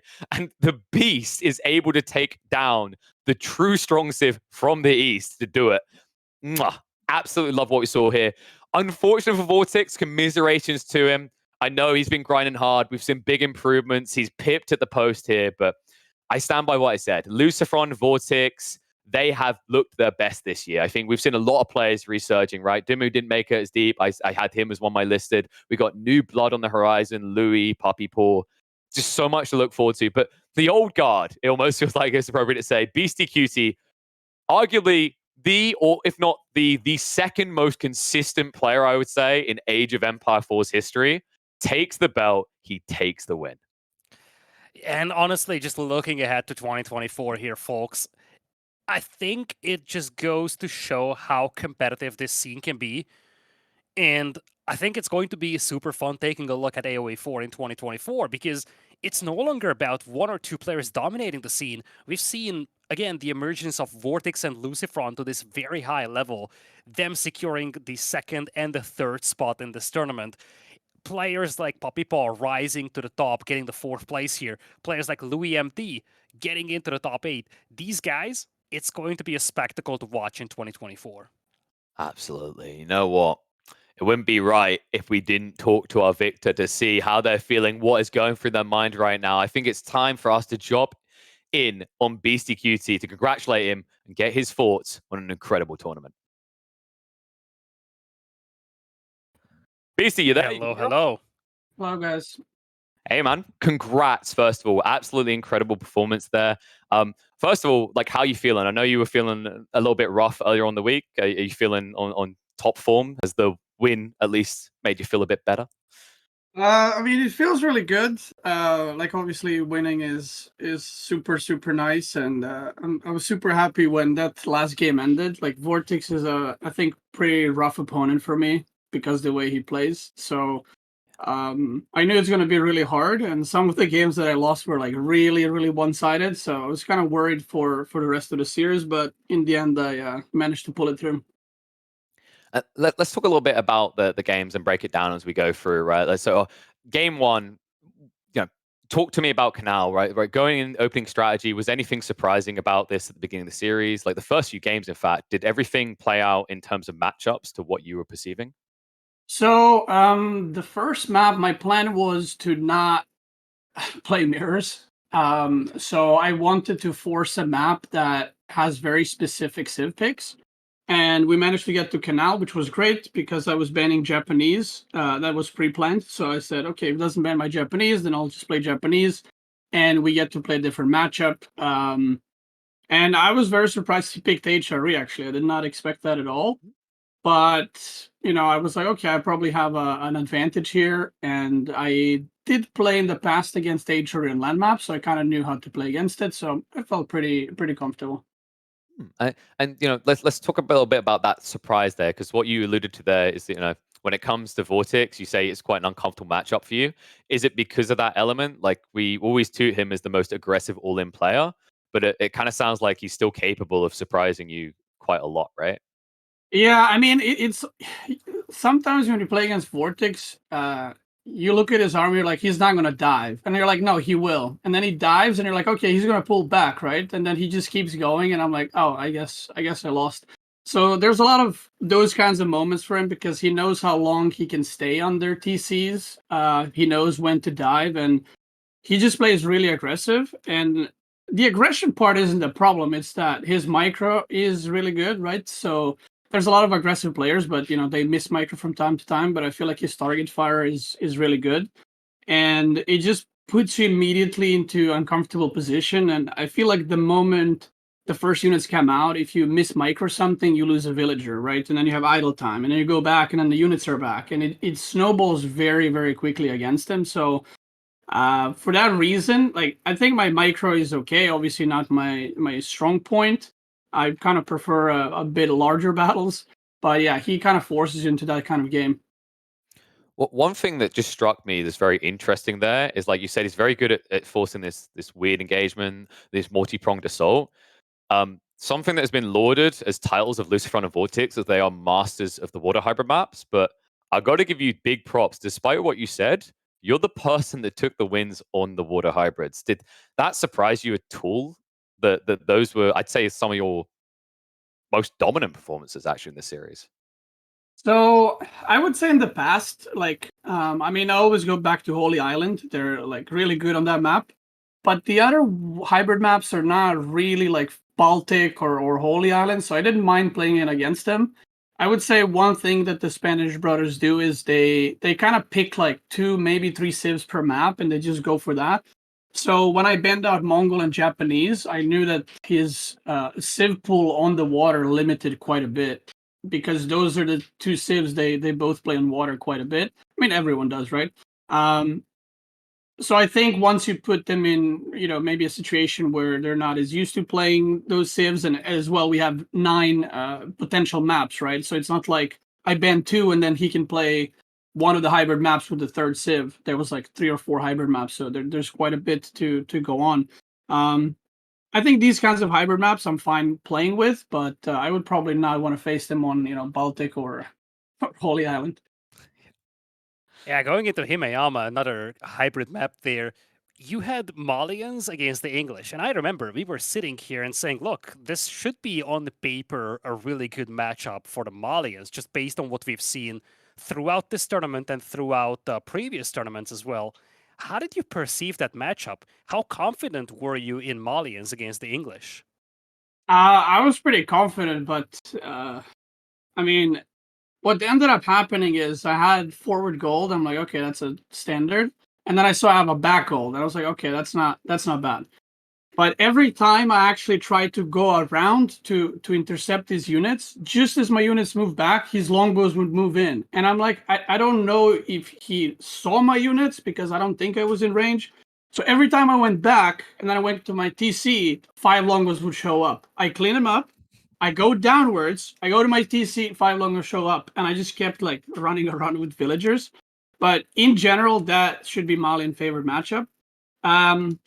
Because he went water, I wanted to get second pit mine before archer range because I thought I would have time, but I guess that did not work out, and it just kind of snowballed. And then I did the attack, and I don't know why I'm attacking VortiX, to be honest, because like most people would transition there, like they would age up, but he just like had like 10, 15 horses and 15 longbows, and I'm like, okay, well, I guess I lose. But yeah, in general, Malian is better in that matchup.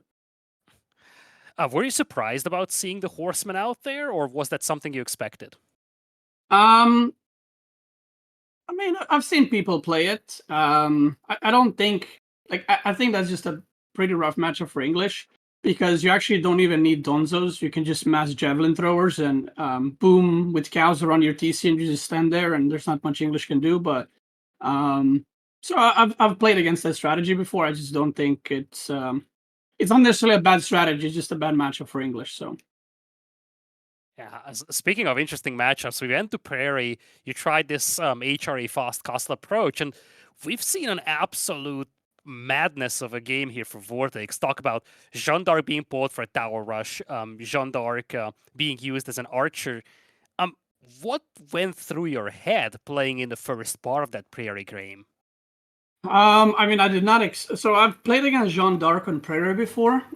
Because you don't need a lot of food with Jeanne d'Arc, because everything is discounted, and there's a lot of sheep. It's not a bad civ for Prairie because you don't need to go around on the map with the villagers. But I did not expect a tower rush. I had forward gold and wood, and the tower. Like when he placed the first tower, I knew it was in range of mine. But when he placed the second, I was like, "That's not going to hit my villagers." So I just let him finish it because it was kind of like a wasted investment at that point. But the game turned quite weird. For some reason, like I was losing with men at arm knight versus just knights. I don't know how that happened. And then the game got delayed. He had some crossbows, and well, you saw what happened. I was like, well, I do have 5 relics, so I'll just make triple monastery and just make a lot of scholars and or prelates, and I guess it worked out in the end. That's not something I practiced. It was just kind of like in the moment thing. But yeah, it worked out. I imagine it's one of those things where you have to lean on your experience, but also delve into the unknown a bit because we don't really see much Hunter Jean, right? Like, if you had to estimate how many games you've been against Hunter Jean, like, how many games do you think has actually been? I mean, probably like maybe 7-8% of total games I've played against Archer Jean. I think most of the ones are melee, but I'm not really sure. Like even if you went for melee Jean against HRE, it might seem like a great idea because HRE units are all melee. But if he went for melee Jean, I would have gone crossbows because of all the gold and sheep, and I can just one shot her in castle. So I don't know what the correct choice there is, but I was surprised with how that game went because I thought I would, be able to push out a lot sooner. And every time I checked for the food around the map, he was still under his TC, and I'm like, how is he staying still on sheep? Because I had a good amount of sheep, but yeah, it's not a matchup I played too much, especially on this map. Now, there was a coined phrase for your strategy. I mean, we need to put a name on it. I don't know if you have one in mind, but the best one I saw was from Designful. He said, "Pray to win." Yeah, or Dorime, goes with the Dorime. song as well. Yeah. Okay, there we go. We'll let you choose what that strategy is. That was a brilliant one to witness. Speaking of strategies a little bit wider, gotta say, like that Dry Arabia execution, I think that was one of the cleanest Delhi games I've seen all year. Tip my hat off to it. Did you feel like that game was just almost entirely in the bag? Like that matchup, Delhi versus Malians, is it typically meant to be Delhi dominant? Yeah, so the way the picks worked out, he either would have played one of the like China or Jushi's Legacy, or some of the other civs that I knew he didn't play. But if he played like Abbasid or Ottoman or Malian, Delhi is good in all those matchups. And I was like, like I looked at all the civs that he has remaining, and I was like, I don't think any civ is really rough for me. So I went with Delhi, and he went with Malian, and I think that's a really good matchup for Delhi because you can just mass so many units, and Malian will have pretty rough time getting enough units out. And even if you're dealing with masses of units, like we're talking 100 army in feudal, Delhi archers will just mow down Donzos a lot faster than javelins will kill archers. So I felt Now, pretty comfortable in that one. okay. Well, speaking of mowdowns, that last game kind of showed a trend here, which is, I mean, obviously there's more original civs, but the original civs did take the belt, right? They got more wins compared to the new civs. I just wanted to lean into this idea of how do you feel about the balance of things? I know it's very early days to talk on the expansion civs, maybe talk on them a bit, but how do you feel like they are comparing to the traditional civs, especially in competitive? Um, I honestly think that some of the new civs are really strong. Some of them lack a bit, and I would say quite a few of them are played like completely wrong by everyone. Like I don't think that's how the civs are meant to be played, or we didn't like figure it out all the way. I would say the only civs that people figured out are I would say Japanese to some extent, and Jeanne d'Arc. Other than that, all the civs I would say are not in their final form, so to say. So I do think that both all the new civs are strong, but you have Japanese that is just probably the strongest on hybrid map. It's incredibly strong. The samurais are incredibly strong. Ayubis, I feel like there's so much stuff you can do that I don't even know where to place it.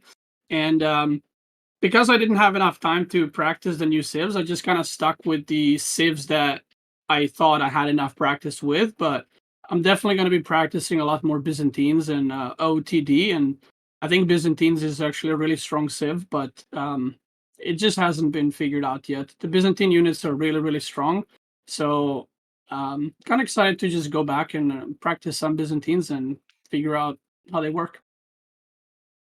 So Byzantines next tournament then. Yeah, well, actually, for this tournament, my plan. So my subathon kind of went on a while, but my plan was to take two civs that nobody plays and to practice those a lot for the playoffs. Because when I saw Byzantines, I was like, no one's gonna play this for the tournament. Like, there's no time. So my plan was to prepare OTD and Byzantines. I didn't have time, but for the next tournament, I will be playing both of those for sure. Before the tournament started, we kindly asked the players to rate each other for those lovely player cards that we've seen throughout the tournament. And you have gotten an average of 6 out of 10 for creativity. Looking back at this entire series, what do you think your real creativity rating is? Just, your opinion on yourself. I mean, I guess it depends what your like creativity means. Like, do I go out there and create the most unique builds and stuff like that? No, probably not. But regarding like in the moment plays, I would say I'm pretty creative with using like Delhi archers to wall off near Malian pit mines, using the archery prelates, right? But I don't know what the creativity exactly includes, but yeah, I would say I'm not like a meta maker, but it's more like in the moment, doing like cute stuff. It's like, oh, that's Would you I can see that say working and stuff like that. would you say your evolution's more like less strategy, more tactics, right? By the sounds of it, like Yeah, you yeah, are good at reacting. because this is how RTS works. I mean, whether that's a good thing or bad thing, I don't know, but if you're trying to become or be a top player, it's a lot better. And I know this might sound sad, but it's a lot better for you to let others do all the figuring out, and then you just kind of yoink it and do it better, right? Because I've been Yeah. practicing mechanics the whole time, and they've been trying to figure out how many villagers to put where. So I usually don't try to figure out stuff too early. Maybe I'll take someone's idea and be like, oh, I can, switch this and do that and kind of build off of that. But I'm not really the type of guy who enters a game and be like, okay, let's see what I can do here. I like to build on other people's ideas and improve their builds, preferably. Just do it better, easy, right? Yeah. I mean, like, yeah, that's kind of how it is, Like, if one person is trying out something for 2 days, and I've been practicing games for 2 days, and we meet, I'm probably gonna win that, right? So, I think that's how most top players behave. Like, if you look throughout the tournament, like all the top players are usually doing the standard stuff, unless something has been figured out quickly, then everyone just kind of rushes to it. Okay. Well, one thing I did actually want to ask is, I don't know if you follow Dota 2 at all, but there's something there called the bald buff. Did that have any impact on this win? I don't know. Maybe. I mean, my hair is already back up, so I don't know. I'm not sure. Honestly, like I've been playing so much WoW. Like maybe it's a WoW buff. Ooh.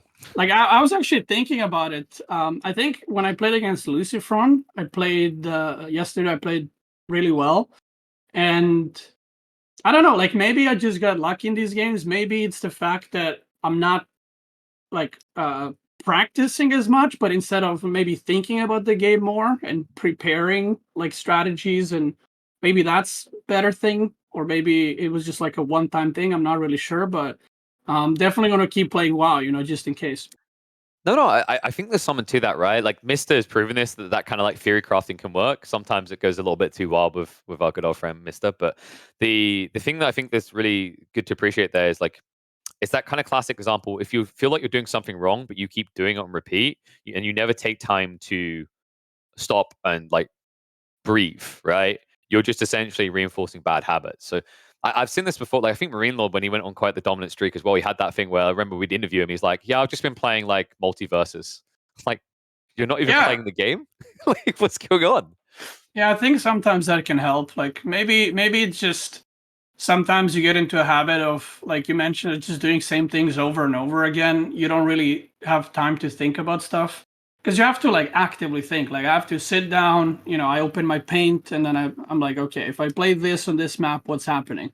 And if I just play it, then you're just kind of going from game to game and you're practicing drafting and stuff. So I don't know, maybe that had something to do with it. I definitely felt like mechanically I wasn't as good because, going from playing for like 8-9 hours a day to less than half than that, it's pretty bad for your mechanics. But, maybe like preparation wise, it was better. I'm not really sure. Okay. Oh, let's look forward to the future now, right? Final tournament of 2023. 2024 is just on the horizon, all right? Give me your three big wishes for anything around Age of Empires. It can be tournament styles you want to see, new civs next year. What are the top three things that you're hoping or looking forward to? I mean, I'm just assuming, guys. I have no info. I'm assuming that we're gonna get like the other variant civs at least. So I'm hoping for some new civs, some variant civs. I'm hoping for more tournaments. A LAN in Europe. Not NA. It's too far. Um, They need more and players. right. It's pretty close to me. Right. So yeah, I just hope for more tournaments. I hope for some team tournaments. Actually, Ooh, yeah. funnily enough, I really really love 2v2 tournaments. I think they're so much fun. They just bring that team aspect, and now with all the new civs and stuff, it'd be crazy to see. And yeah, I just hope the game keeps getting updated. I hope people keep watching, and that's more than three things. But I'm greedy, so I'm a macro player, so it is what it is. I'll take everything. All right, buddy. I think we've kept you long enough. First of all, big congratulations once more. An incredible achievement, especially on a new expansion, just making your mark. Any closing out thoughts? Anything you want to say to the crowd, to the fans? I want to thank EGC for organizing the tournaments. I want to thank you guys for casting. I want to thank the viewers for watching. And starting tomorrow on my stream, I'm diving into Byzantines and OOTD. I'm going to make videos for you guys how to counter Jeanne d'Arc. Don't worry, it's going to be okay. We'll get through it. And yeah, I'm just going back to my content. Now that there's probably going to be some downtime between the tournaments, just going to be streaming a lot, having fun, and that's it. Thank you guys so much, and I'll see you in the next tournament. No, thank you, Beastie. I'm sure we'll Congrats. see you there. Congrats, buddy. You go get some rest. Thank you.